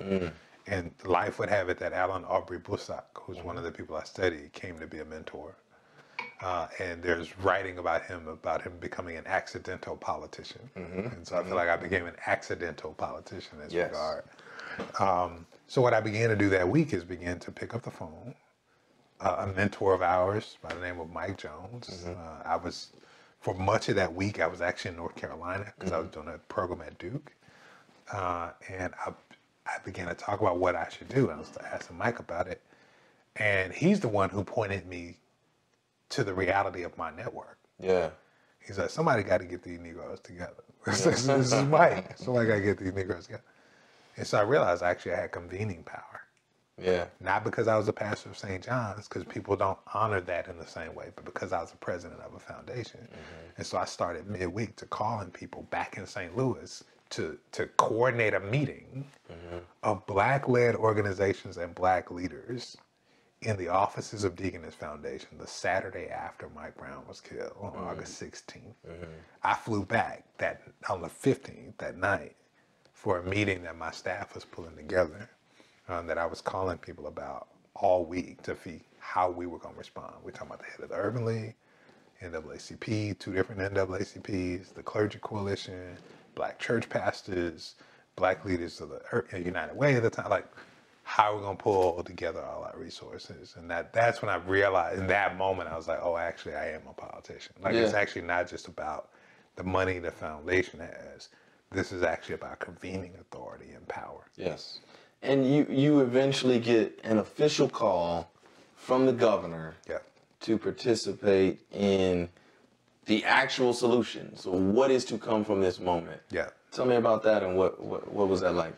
Yeah, I got a call from Governor Jeremiah Nixon to serve as co-chair of the Ferguson Commission. And it was kind of weird. It was the second call. So folks were trying to figure out what to do between August and November of that year. So we've got really 3 full months of uprising without clarity around leadership. The mayor of the city of St. Louis is trying to figure out what he needs to do. The county executive is trying to figure out what he can do, but he's already, it's getting into the weeds a little bit. Yeah, but still. But he it's clear that he's not going to be the county executive for long by virtue of an election that happened just before Michael Brown was killed. So they were trying to pull together a commission between the city and the county in their authority. So I had actually already been asked whether I'd be willing to serve on a commission to respond to this by the mayor's office in the city of St. Louis. And they had their list and da-da-da-da. What happens in between is the governor finally realized he has to do something. Yeah. He's literally getting calls from the White House. One of the meetings I was in, he got a call from the White House because, frankly, this is blowing up nationally and the president is interested in what the hell is happening. The black president. The black president, right? This happening on my watch, right? And I got to send a black attorney general in. That's right. This is the thing. So, so my first call and conversations were with the mayor who wants to put this thing together. And I say no. I was like, no. I was like, and one of the questions I asked is, whose authority? Under whose authority would this commission work? And they kind of talk about it, and I said, nah. I said, look, I'm young. I got to have a long career in this town, and I'm not going to have my name attached to this thing that y'all going to use to make it look like y'all did something. Yes. And nobody's going to stand behind it. So I say no. Take my name off the list. Then I got the call from the governor a few weeks later. What has happened is the mayor has done this kind of back work and handed it off to the governor. I get called into a meeting with the governor, which is clearly in a succession of meetings. Like I see leaving as I am coming. The executive committee of the National Bar Association chapter, the Mound City Bar. I see them leaving as I'm coming. Because he's going through all of the like appropriate black people steps. Right? He talked to the black lawyers. That's right. I'm sure he talked to the black preachers. I done talked to the electeds, and I talked to the black lawyers, and I talked to the preachers. Now I got to get to you. And so he's essentially interviewing me for a role that he didn't tell me he was interviewing me for. And I'm just kind of talking to him because most of the time I spend in these 3 months, I've been down on the street with young people. So there's this weird amalgam he sees in me that somebody's told him matters, that I just finished co-chairing a city-county initiative around ending youth violence. And I've been on the street with the young people for the last 3 months, the last 90 days. And I pastor this church and I lead this foundation. So part of what he's up to, I never contributed to Jay Nixon. I'm not, I don't do him like that. Matter of fact, our last engagement was when I went to the Capitol. I was sitting in the mansion where he addressed this group of people going through this leadership program in St. Louis. And I called him out for like not putting a black person on a statewide ticket. I was like, you're the leader of the state party of a Democratic Party. Like, where is your leadership in putting a black person on the That was my last interaction with this governor. So he's kind of like, who is this Negro? And so we had this conversation, he hems and haws, and he tries not to be committal. And I'm sure he had somebody else he wanted to talk to after me, and, you know what I'm saying, all that kind of thing. And then, you know, the next day I get the call from the director of public safety calling on behalf of the governor and saying, will you do this? And I asked about the conditions and who else they wanted to do it and who I'd be paired with and all that kind of stuff. And so that's how I became the co-chair of this commission that had responsibility for developing public policy solutions. So the commission is the Ferguson Commission. The Ferguson Commission. And you are named as one of 2 co-chairs of the Ferguson Commission. And this is the state's actual sanctioned response to the global events and local tragedy that we saw in Ferguson. Indeed. You are at the tip of the spear in figuring out literally the question of what do we do from here, right? And I think that the part that the world doesn't really understand is that how we got there is a function of generational like generational inequality and generational inequity that leads up. This killing happens because of a deep-rooted generational inequality in this specific region. Right? Yeah. I also thought you were going to speak to another generational response. There's a formula for response to these things in the St. Louis community. There is. Well, yeah, yes. And I know where you're going, and we can get to that, right? But Ferguson is deeper than what took place with Michael Brown. That's right. And so you're charged with coming up with responses for shit that goes way before you got to St. Louis. Yeah, that's right. And factors that are responsible for the condition of black people that led to this event happening, right? Yeah. That the world saw. Yeah, and it's hard to remember now, post 2020. Yes. Come on now. Right? Yeah. So this is the largest, and some say the extended and longest mobilization of black people for racial justice since Montgomery. Right? This is over a year. Black people were protesting for over a year. In Ferguson. Yeah. Sustained every single day. And it's hard to remember. And people will say, well, since George Floyd, we've tried to do the no disrespect to that national mobilization, but this was indeed a national reality. And the only reason why we turned our attention from this nationally is because we so quickly turned our attention to Baltimore. Yeah. And then we so quickly had to turn our attention to South Carolina. Yeah. Then we so quickly had to turn, like the fact that there was a succession. Right. That led us up to 2020. And so I think these are things that people miss. That a full 6 years before George Floyd is killed. That is not to compare, that is to say that there is something that has been building. And there's an infrastructure, frankly. And in fairness, people would say 2012, Sanford, Florida, Trayvon Martin. That's Trayvon Martin. That's right. Some roots. That's right. That's exactly right. There's been an infrastructure building. Yes. Right? Yes. The first off day I took at Deaconess Foundation, I started in November of 2011. First off day I took was in the spring of 2012 to be present all day for Trayvon Martin protests, because I didn't know how the foundation was going to take that, right? So there's been an infrastructure of movement building, right? Dream Defenders starts post Trayvon Martin. In the context of the Ferguson uprising, the movement for Black Lives expression begins to build. The Ferguson Freedom Ride is the first national mobilization of Black Lives, hashtag Black Lives Matter. At the side door of St. John's United Church of Christ is where then Opal, now Io Tometi, meets Patrice Cullors for the first time. At your church? Yeah. That you passed in the midst of the Ferguson in St. Louis. Right? Yeah. And I say this to say, again, movements need institutions to create space for the kind of connection and development that we ultimately have. And so I think these things matter, right? These moments matter. The moments matter, and the results of those moments matter. So talk about what came from the Ferguson Commission on a long-term policy basis that you were charged with chairing. Yeah, over the course of about a year and a half, through the Ferguson Commission, we mobilized about 3,000 folks, mostly as volunteers, to contribute about 30,000 volunteer hours through various task forces that we established in order to create and craft what becomes a policy agenda for the St. Louis metropolitan region to set it on a path toward racial equity. Really looking at 2030, right, taking from that time a generation to say this is the policy agenda we need to pursue. What I'm most pleased to be able to say is that with that kind of taking a community organizing approach to the old commission model, right? Commissions were used to make executives look like they did something, to process people's emotions, to, run down the uprising and the upset nature of the people until they, process through. We actually set together, using a community organizing approach, to say we're going to move this meeting around from place to place. We're going to align the work with the agenda of organizing groups. And then I actually got to put on my philanthropic hat and say, hey, I'm going to convene an organizing table around accountability to this commission. Yeah. So that when the commission goes away, the organizers will be together and aligned around it and engage those organizers in the commission's process to give it accountability. So over the course of a year and a half, we developed this broad coalition and call.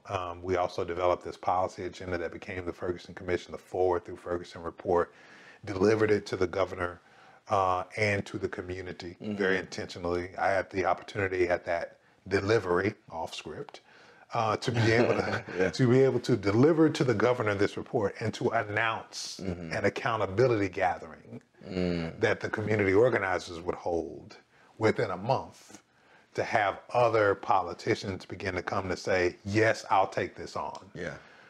And so what I'm most pleased about is, I think I can probably honestly say for the last, maybe it hadn't lasted all, 9 years until now, but for a good solid 7 to 8 years, that commission report framed the elections in the St. Louis region and was a critical factor in anyone who ran for county executive, for mayor, for Congress. You had to answer how you aligned with the Ferguson Commission report. It was a political agenda for the community and a policy agenda to be advanced. And that accountability framework that was named in the document and the fact that we mobilized thousands of people around it gave it authority. Right. I didn't give it authority. Rich, my co-chair, didn't give it authority. The people gave it authority, and the moment gave it authority. You are participatory in the moment at the highest possible level, other than the governor, because you first aimed to serve Black people. Right? Yeah. Not because you were looking for a chairmanship, not because you lobbied the governor for a chairmanship, but because you had grown to a place after a lifetime of service that you were the very clear choice because you had participated in a career of service. Yeah. Whether or not that was ever your aim, right? Yeah. I mean, when the moment comes. I was where I was, where I was because of that life of service. And in the moment I was responding to Black pain and tragedy, which touched my own life. Like that's I saw something that called to me based on my own pain. Yeah. So that's how I come to the moment. And I think that, like, paying attention to your own life, like mapping how it connects to other realities and being responsive when you sense that call and connection, like that's the journey. And then you get a call to take it to the varsity of politics. You get a call to come to D.C. Yeah. Interestingly also, right, what I got was a call to come to a summit in D.C., the Sojourner Summit, to talk to clergy about the experience in Ferguson. Because people from Sojourners came. They brought clergy from across the country to Ferguson. And I was like, no, I don't want to give a speech. Let me bring some young people. So I tell people all the time, like, how did I get to the job? I got here by listening to young people. So through Deaconess Foundation, we paid for a group of young people to come and tell clergy from across the country about the experience in the uprising. At that convening, the late Dr. C.T. Vivian was the elder in residence. Dr. Vivian had visited us in Ferguson. At the end of this session, which I moderated, so I didn't give a keynote, I moderated young people talking. Dr. Vivian sent somebody over to get me because he wanted to check in on how things were going. Sat me down next to him. And I was smart enough not to move all day. I sat next to him all day. Right. Stayed next to him all day. At the end of the day, Mary Wright Edelman gives a keynote. Wow. Mary Wright Edelman gives a keynote. He goes and greets her after she didn't see him before. They embrace each other. They're old friends. What are you doing here? She says. Right? They hug. But I think that's important because Ferguson was an event of the magnitude that not only were national and global cameras trained upon it, but people who know what moments look like in Black communities are there. That's right. C.T. Vivian is there. Ruby Sales. Ruby Sales is there. John Lewis is there. The president is paying attention. Yeah. And Marion Wright Edelman is there. Yeah. Right? Yeah. Well, she's here in D.C. Part of what she commits after their exchange, part of what happens is she invites him to dinner. Yeah. And I'm a preacher, right? Fishing matters. She says, let's go have fish. Of course. He says, he turns around to the whole table. He says, let's go have fish. So I went and had dinner with Mary Wright Edelman and C.T. Vivian at the end of the night. She asked, what are y'all doing tomorrow? You about to tell us. The next morning, we were on East Street at the headquarters of the Children's Defense Fund, sitting with a generation of college students who were interested in policy. C.T. Vivian on one side, Starsky Wilson on the other, a young organizer from Ferguson on my right, talking to these young people about what it meant to connect from movement to movement. That conversation is what started the relationship between me and Ms. Zettelman that ultimately ended up with me being called here. And you get the call, long and vigorous executive search process, because to be clear, this is a national, if not a global search. And they ain't never done it before. And there's been one leader of the Children's Defense Fund. Yes. So talk about that. So let's get straight to that. You take over a nationally renowned philanthropy. Let's cut that. You take over a nationally renowned philanthropy that was run by its founder.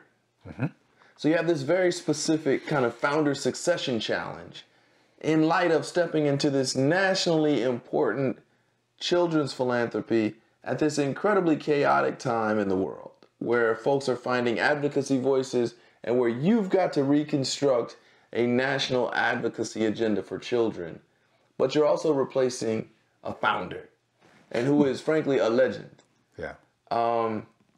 And perhaps some of those problems still persist. So talk about your experience as president and CEO of the Deaconess Foundation, and frankly, only the second person ever to be such. Yeah. So this is, so coming to Children's Defense Fund, this is my second founder transition. And at Deaconess Foundation, part of our journey was transformed by the Ferguson moment.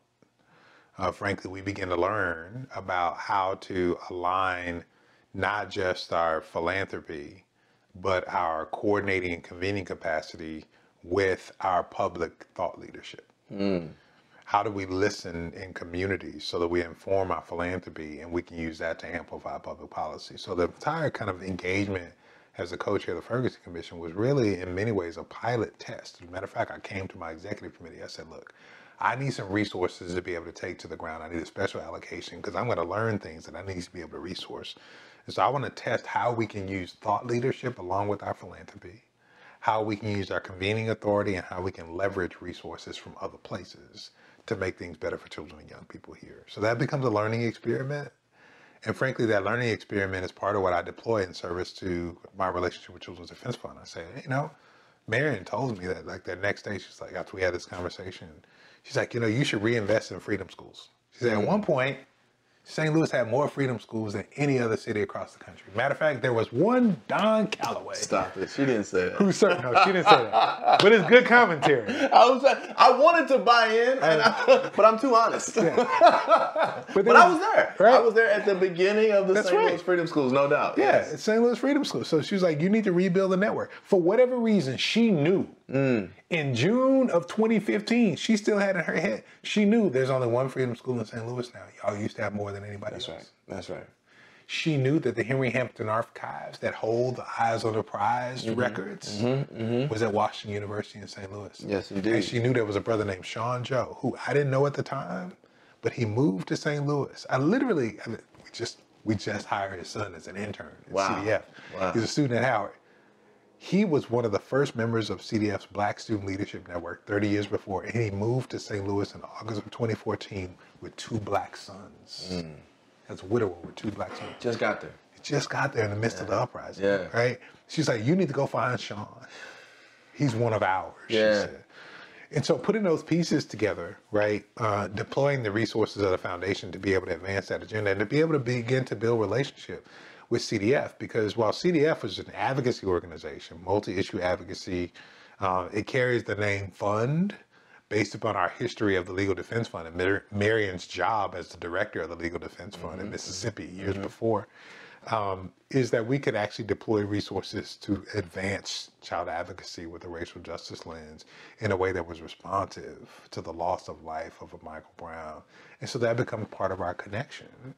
And, you know, 3 weeks after I meet her, I'm down on the Alex Haley farm, you know, sitting with clergy, trying to grow and be thoughtful about what our agenda is. I'm sitting in a workshop on how to bring freedom schools to your community and how that connects to the mission of the church. And so CDF is another institution that saw the challenges of my life in the early 1990s and provided me with an opportunity for a programmatic response to the challenges in life in 2014. Institutions matter. And I began to build a relationship as a volunteer and as a funder of Children's Defense Fund's work between 2014 and 2020. And the end of 2018 is when Dr. Edelman decides that she will leave the day-to-day leadership of the organization. And it takes 2 years for CDF to figure out what it wants to do, what it can do. Right. Because the institution and the individual have been so woven together.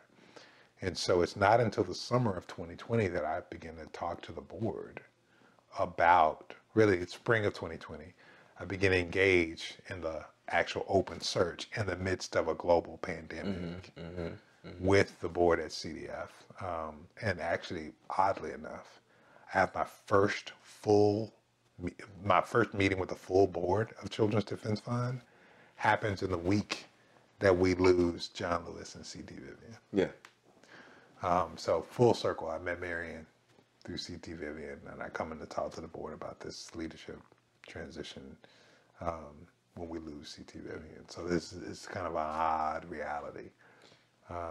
And you end up taking the helm of, frankly, one of our most venerated civil rights organizations, although the focus is on children. I mean, it's the NAACP, it's the NAACP Legal Defense Fund, it's the Urban League, Rainbow Push, National Action Network, and the Children's Defense Fund. Yeah. And you take it over, you come to D.C., and now you are a legitimate national civil rights leader, which makes you a national politician. You ain't never ran for nothing. No, never ran for anything. Talk about what it's like to run a national and venerated civil rights advocacy organization in Washington, D.C., controlling resources, marshaling this platform, and now suddenly a guy who was a youth pastor in North St. Louis, in the blink of an eye, runs a national civil rights organization. Yeah, if I had to use one word, the word would be daunting. If I had to be true, the way I talk about it is, the reality is I'm still a youth pastor. Now there's just 74 million young people in my youth group. Yeah. I still want the best for them. I still have a responsibility of care.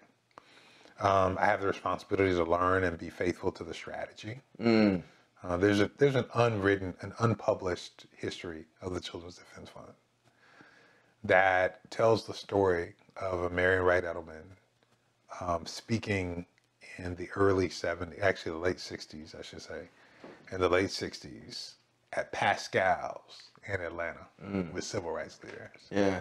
Making the case to them that they have advanced an agenda for civil rights that the country is tiring of. And that if we made the same case for the same public policy agenda around children, we would get 90% of the agenda completed, right? And so part of an agenda for children, I don't want to say floats all boats, that's lazy, but an agenda for children supports the broader society. That's right. Yeah. The Poor People's Campaign that she was the policy director and counsel for, that she carried around in her briefcase, the Resurrection City that had its official formal address as her apartment in Washington, D.C., would still be advanced through the project that she first named the Washington Research Project and evolved into the Children's Defense Fund in 1973. And she had to explain to them that this is what was happening. So I said it to say part of what I've inherited. Wait. Because, I'm into political history. Hillary Clinton is so... the honorable, the venerable Hillary Clinton is so often connected with Marion Wright Edelman. Yeah. But you said the Poor People's Campaign. Yeah. So I think it's important to note that Marion Wright Edelman and all the genius that she is and was, that's long before there was a Hillary Clinton. Oh, absolutely. Yeah. Frankly, it's a salvation of a late Martin King. Yes. So Taylor Branch's history of the King years tells the story of a king in 1967, who is deeply dejected and cannot find his footing and vision, as a convening at Ebenezer Church, where he's supposed to lay out the next layer of the movement, and flunks, use preacher's language, right? Great convening, and he flunks. He doesn't lay out an inspiring vision. The meeting breaks down and kind of squabbles about what they should do next. And he holds a retreat in Virginia where he invites other movement leaders, Joan Baez, a young Marion Wright, others from the movement to gather there. And the idea of a mobilization to Washington, D.C. is presented as a proposal from a young lawyer named Marion Wright. Yeah. Who was the first woman? First woman admitted to the Mississippi Bar, director of the leadership of the NAACP LDF, Legal Defense Fund in Mississippi. And Taylor Branch says, quote, King received the proposal as an answered prayer. Come on now. Right. The idea for the mobilization. Wait. Dr. Martin Luther King Jr. received her work, her intellectual property, her scribbled notes, right? Her organized plan from her, black girl from Spelman. Yeah. And he said, and Yale. She gives it to him, passes it through some organizers. It gets to him. Yeah. And he says, this is an answered prayer. And I'd say, I don't want to add the layer of the proposal passed through, right? The picture painted of this retreat is conversational. The picture painted of this retreat is movement leaders in solidarity discussing and growing for one another. So I want to take the administrivia and the bureaucracy out of it. Like, I don't know if this was a proposed conversation in an open circle, or whether it's a written thing. What I know is that the mobilization we come to talk about, that we see pictures of in the National Museum of African American History and Culture, that took place on August 28th, 1963. Right, is from her pen. Well, it didn't happen in 1963. We're talking 1968 mobilization when we're talking about Poor People's Campaign. But I think we named this as something that has been birthed in her. Yeah. And so the extension of this, right? This is part of what I recognize that I have inherited. By the way, the Poor People's Campaign, which eventually gets him killed. I think everything. I have a different argument, right? Everything gets him killed. Yeah, I have an argument that the Beyond Vietnam speech gets him killed. Certainly. But I think he dies in the midst of this mobilization. Yes. Right. Yes. I think it's wholly accurate. And lays out a policy vision, right? The Poor People's Campaign, which lays out a policy vision that Dr. Edelman will say she's been working toward for 40 years beyond that moment. Like, it's the same vision. It's 90% of the same agenda. And so what it feels like, to get at your question, to respond to come into leadership of an institution like this in a moment like this, is two things. Number one, it is to honor Reverend Jim Lawson, who I met at CDF's Alex Haley Farm, names the civil rights movement he did in that very important eulogizing moment at John Lewis's funeral. He dates the civil rights movement as from 1953 to 1973. 1973 is the year the CDF was born. Yes, indeed. And so I see CDF as an institutional expression, an extension of the civil rights movement, born out of the heart and the vision of Mary Wright Edelman. All this comes to fruition in this organization. For her work. She talks about us as a grandchild. Yeah. Right, the civil rights movement. Yeah. And it transitioned its leadership in 2020 in the midst of the largest mobilization for racial justice since. And so I see this institution as a bridge between these major movements for justice for Black folks in this community and in this country. Right? So that's number one. I'm daunted by that history and that bridging. That's number one. Number two, I feel called to the kind of strategic work and thoughtfulness that would have Mary Wright Edelman have the insight to read the tea leaves that from 1953 to 1968, the country was tiring. Yeah. That we weren't going to be able to keep using the banner of civil rights until 1980. Because what starts happening in the 1970s is you start crafting, because of resentment, because of what King called white backlash. Yes. Right? You begin to build and craft a Ronald Reagan. Yes. on those same white sentimentalities. She read that in 1968 and decided that we had to repackage very strategically a broader narrative that was universalistic in a nature for that moment, right? Now, it may require something different now, but we inherit that kind of strategy and that kind of responsibility for strategic thinking. But the last thing we inherit is the kind of inappropriate and insufficient care to our legacy institutions that I will say I inherited, and I will speak for him in this regard, that Derrick Johnson inherited, and I will say other leaders of the famed institutions you have named have inherited. That we don't do a good job, and I'm speaking collectively, I'm not talking about the leaders, I'm not talking about the staff. We don't do a good job of taking care of our institutions. And so part of this is daunting because the responsibility is to make sure that we return an institution to its vitality and vibrance, because we as a community don't own them in the same way that I think we should. Okay. And as a result of not owning them, don't feel the obligation to caretake them, to to curate them, to grow them, to sustain them, to pass them along. Yeah, we benefit from them. Yes. Right. Scores of leaders have come through CDF because of this trailblazing work that Marion has done. And we've just not cared for the institution the way we should. So part of why I see is my responsibility. And I say it a lot to my staff. They're probably tired of hearing me say it. I feel like it's my responsibility to extend the institutional legacy of one of America's greatest prophets. Wow. Right. Whew. What is something that has yet to change throughout all the career stuff and all of the various ways in which you've grown in local and now national civic leadership is the commitment to fatherhood? Oh, yeah.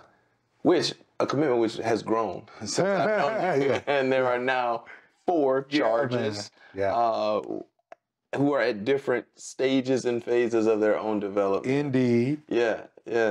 So break this down. Where are you as a father, and what has fatherhood done to inform the entirety of your other work? Yeah, fatherhood is a new kind of proximal frame. Like, it is a call. It is a joy.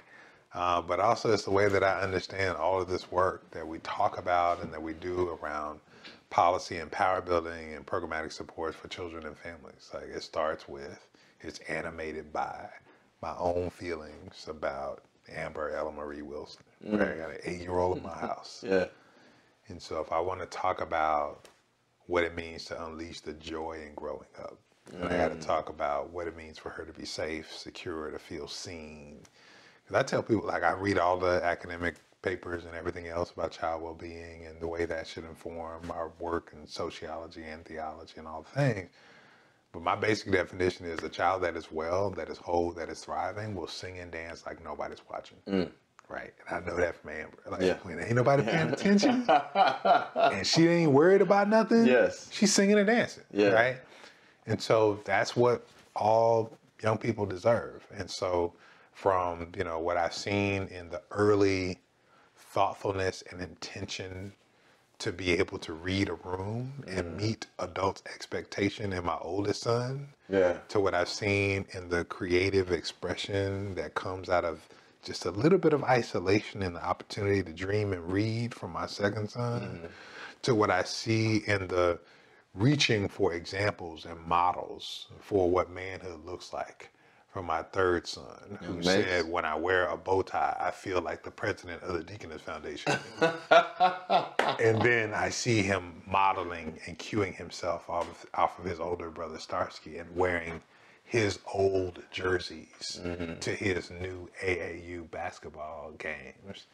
And then I see Amber dancing, right? Fatherhood informs what that development looks like, the diversity of expressions of these whole human souls that we have responsibility for, and animates me, right, to create the conditions where they can continue to pursue all the discernment and the journey that God has for them. And you have moved on from pastoring.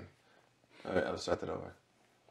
And you have, for various reasons, moved on from pastoring, but you never stopped preaching. No, man. I think the call to preach and the call to pastor are very distinct. Pastoring has to do with care for a particular population in a particular place for a particular time in a certain kind of fully committed way. And the call to proclaim what God wills for the world is different from that. And in many ways, I feel some liberation to a Kingian ministry. Right? People forget after Dexter Avenue, King is no longer a pastor. He's a co-pastor. He's connected and grounded in a ministry in the life of a church. But he understands the public to be his congregation and the public square to be his pulpit. And so I think there's still a call in that way. And so I feel myself living into that in new ways. And frankly, having to find then a new form of relationship to the local congregation. Yeah. So that there's an accountability and a grounding there. I know we got to wrap up, but this is the second time you've brought up Dr. King. And I heard you say something years ago that always resonated with me. You said you would never give up your personal notion of a radical king. Yeah. Right? And we often see, of course, on his birthday, but throughout the year, a sanitized, gentrified Dr. King, right? What do you mean you will never give up your vision and in your heart, your notion of a radical Dr. King?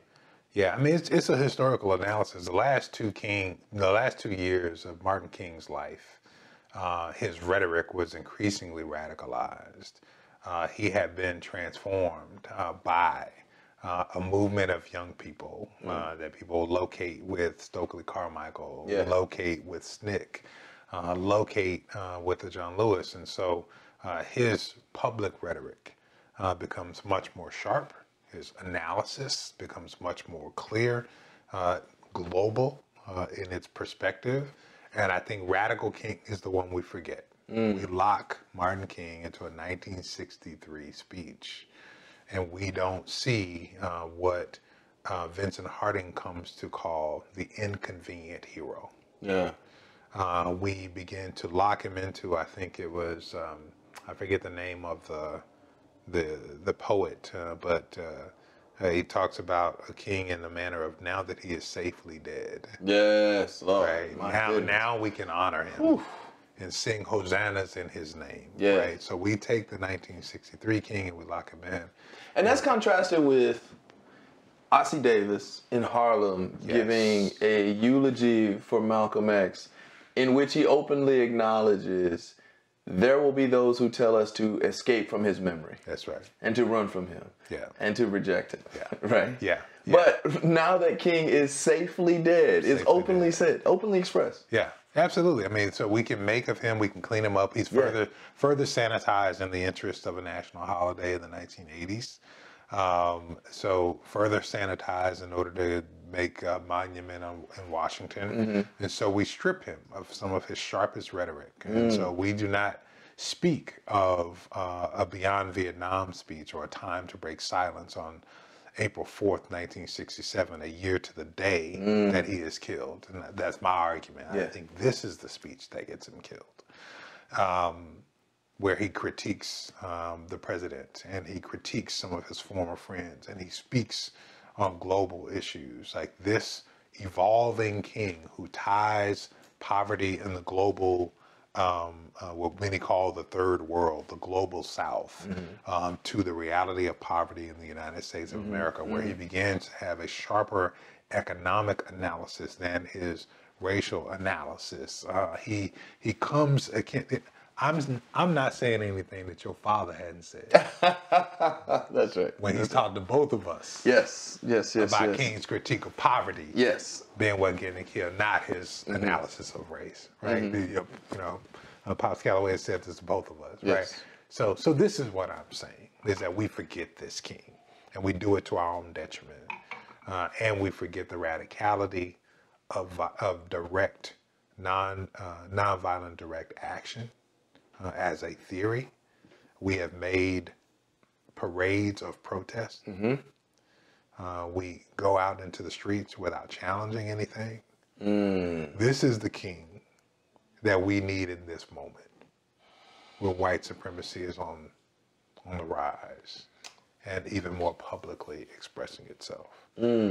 One that includes a confrontation right? 1955 images of a young king of confrontation, and 1967 memories and speeches of king, of radical, clear, global analysis.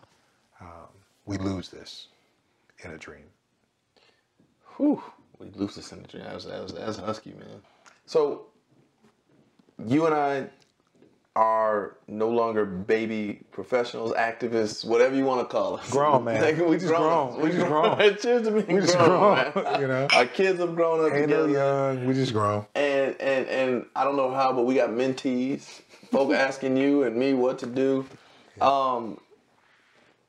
As you look out on the landscape, let's just call it civic affairs, politics, media, philanthropy, all the spaces that you've been in. Yeah. As we used to say on the hoop courts, man, who got next? And you survey now, you have the privilege of surveying a national landscape, if not a global landscape. Yeah. When you look out, tell me either the people or the groups that you are impressed with, but more importantly, that give you some faith in the future that all of your work and all of your striving has not been in vain. Yeah, I mean, first and foremost, I'll just say, like, I'm limited. I'm only going to be able to name people that I've had real, like, relationship with, and so that's a limited universe. And I'll say, you know, one of the criteria for me is these are people that I learn from. I believe mentorship is mutual. Yeah. I put myself in positions to learn from young people, particularly post-Ferguson uprising, put myself in a position to learn from young people. And to be driven by them. I was radicalized by them. Let me be very clear. Young people in Ferguson radicalized me in my perspective, and so I learned a lot from them. So mostly, you know, I kind of talk about folks where I'm looking to learn, who I'm looking to learn from. In the world of philanthropy, I look at someone like a Stormy Gray, who's leading emerging practitioners in philanthropy. Working to transform and create within the context of philanthropy a bit of a subversive engagement, to be thoughtful about how we do our work, but also to be accountable in our work. In the same space, if you had asked me a little bit ago, it's closer to our age, but a little younger, I would say Janae Lewis, who now is leading Faith in Public Life, but previously served as kind of the Chief Engagement Officer for the National Committee for Responsive Philanthropy. In the movement space, folks that are I'm learning from, you know, in my office, I just hired a really a great organizer for a job as EA, mostly to have proximity to learn from her, and a young lady by the name of Channing Hill. Channing last year was in NAACP's Activist of the Year, got the Image Award for that, primarily for her work in leading and sustaining the protest at Howard University and around housing conditions. So I'm learning from her, and I think she's learning some stuff from me. But that's critical because she led a protest at a major prestigious American university. Yeah. She's not in jail. Yeah. She doesn't have a criminal record as a result. Yeah. And that's what we were talking about at the beginning. Our spaces, even if we're adversarial to each other, you understand? That's right. Yeah. Yeah. She picked up the mantle that we had put down, which is the mantle of student movements, student protests, which are part of the tradition from generations before. Frankly, there's been 40 years since we've really seen the kind of a student movement that we've allowed to sustain, or that we've been able to shine a light on.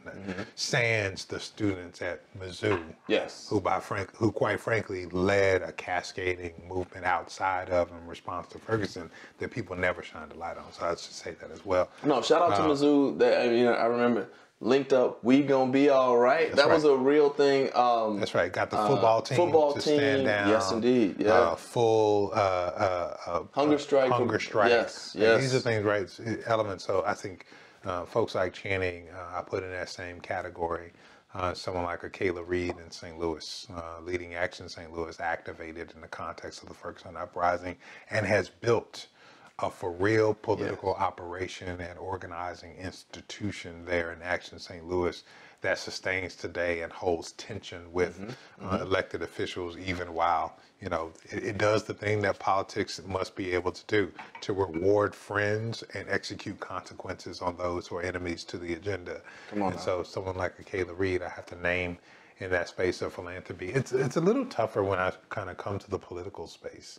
When I talk about people who are elected officials and responsible for not only knowing the work of electioneering, but understanding, by being politicians, understanding the use and deployment of power. Yeah. I think we're in a tough space for elected officials right now. There are folks who are trying to figure out what it means to be an activist elected, and I don't know if you can be that. Yeah. I think you kind of have to choose, and frankly, becoming such may inoculate you from the kind of accountability that every elected should have, and may keep you from learning the skills that every politician should have. Yeah. And so the jury is out for me on folks who can be effective in their posture and their politic, but also get shit done.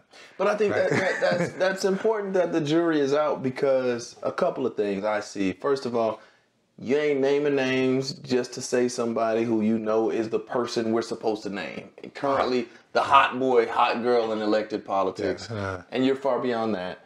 But more importantly, I think there's a certain recognition that you don't say folks who you are not intimately familiar with their work and how their work has pushed forward a real civil rights agenda.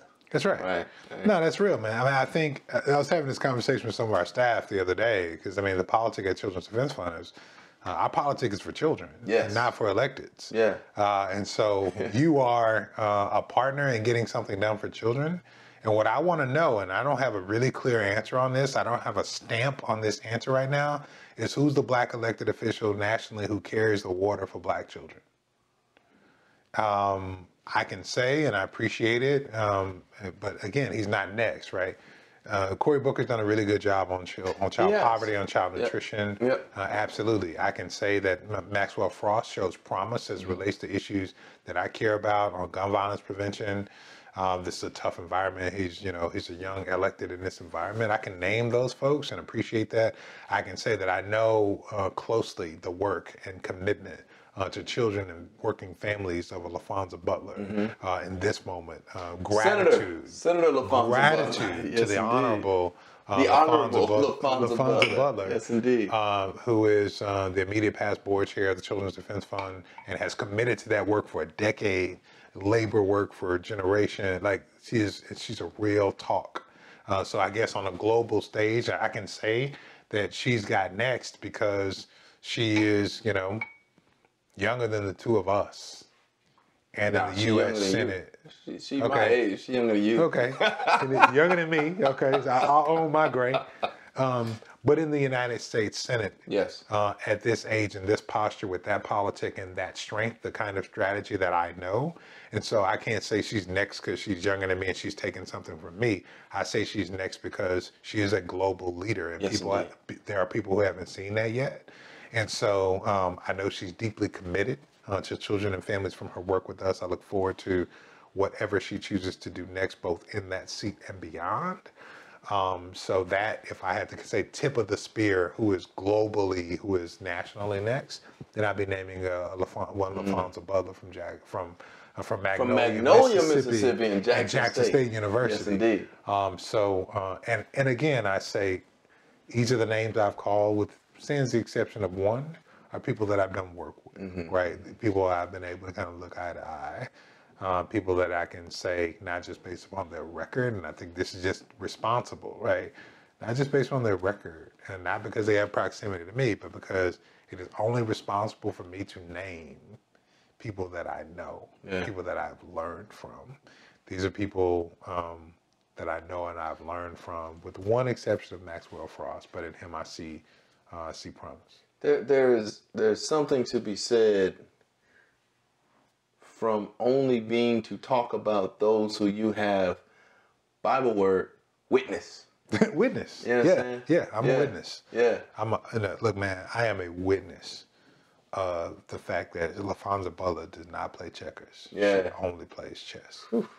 I am a witness that Kayla Reed has done the work. A strategist who has done the work, who has the scars, and has the commitment to learning. Yeah. To build an institution, like to learn stuff that she didn't know before. Yeah. And to say, I want to be a better, stronger activist, so I'm going to double tap my politics and I'm going to get some new skills. I'm going to learn to fundraise. I'm going to learn HR. That's right. I'm going to learn, these are people who have committed to it, and for whatever they're going to drop their bucket in, they're going to be excellent. But we're talking about capacity building. That's right. And that's the universe in all of the institutions you came through. Yeah. Somebody built capacity for those institutions to exist so that they could push a black agenda forward or push a civil rights or a queer agenda forward. Whatever it was, somebody built capacity within these institutions that we all enjoy the shade of. That's right. That's right. And we have to continue to grow in our individual competencies in order to build collective capacity. Yes. And so, the joke in my house is I get a new degree in every year that ends in 9. Right? 2019, 2009, 1999, I got degrees. And in 2029, I'm gonna have to have another credential for having learned something else, because my community calls me to learn and grow in different ways for different moments. Right? Different moments need different things. Yes, indeed. And so, flip side of your question, like what's next for me? I don't know. I didn't know this was next. But I do know it's not 40 years doing this. Right. And clearly not 40 years doing this in the same way. I believe institutions are really important, and I believe they need new leadership. I believe these are the kinds of jobs that you should do in this moment. Right? I was taught in 2022 that these are jobs that, I was taught in 2002 that these are jobs that you should do for 10 to 12 years.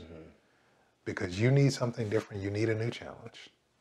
The institution needs new leadership. And it takes you a little bit of time to get stuff done. Yeah. So I pastored my church for 10 years. I led the philanthropy for 9 years. I'm 3 years in here at CDF. In 20 years won't find me here. Because the institution will need something different. And part of my responsibility is to make sure that there is a full community of ready servants. There is no success without successors. Right? Absolutely. I should be modeling and making sure that there are people ready. Whether there are volunteers in our network, whether there are students who are interns with us today who are ready to lead 10 years from now, whether they are board members who are equipped and prepared to step in, whether they are volunteers in one of our local programs. Like, all of these are folks who could be ready next to be here when God shows me what the next challenge is for me. Well, listen, man, regardless of what the next challenge is for you, you have, when we look at your broad and expansive career, even though you just aim to serve, to serve the least of these, you done did it. And not only have you done did all the things that we reviewed here today, but you have specifically always been there for me throughout various iterations of whatever has come over the last, since 99, when I said, get the F out of here, that's not your name. I said that to myself.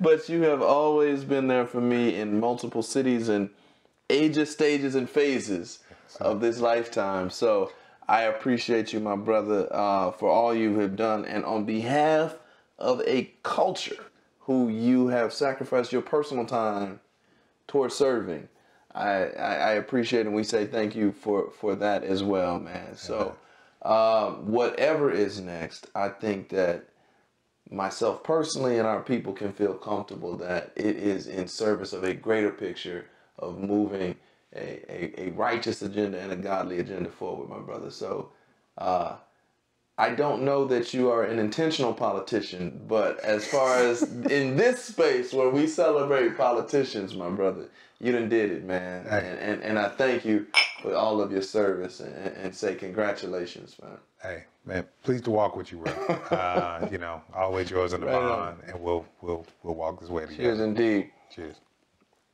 This is the Caucus Room. This is my brother, Starsky D. Wilson, and We'll talk to y'all soon. Be well.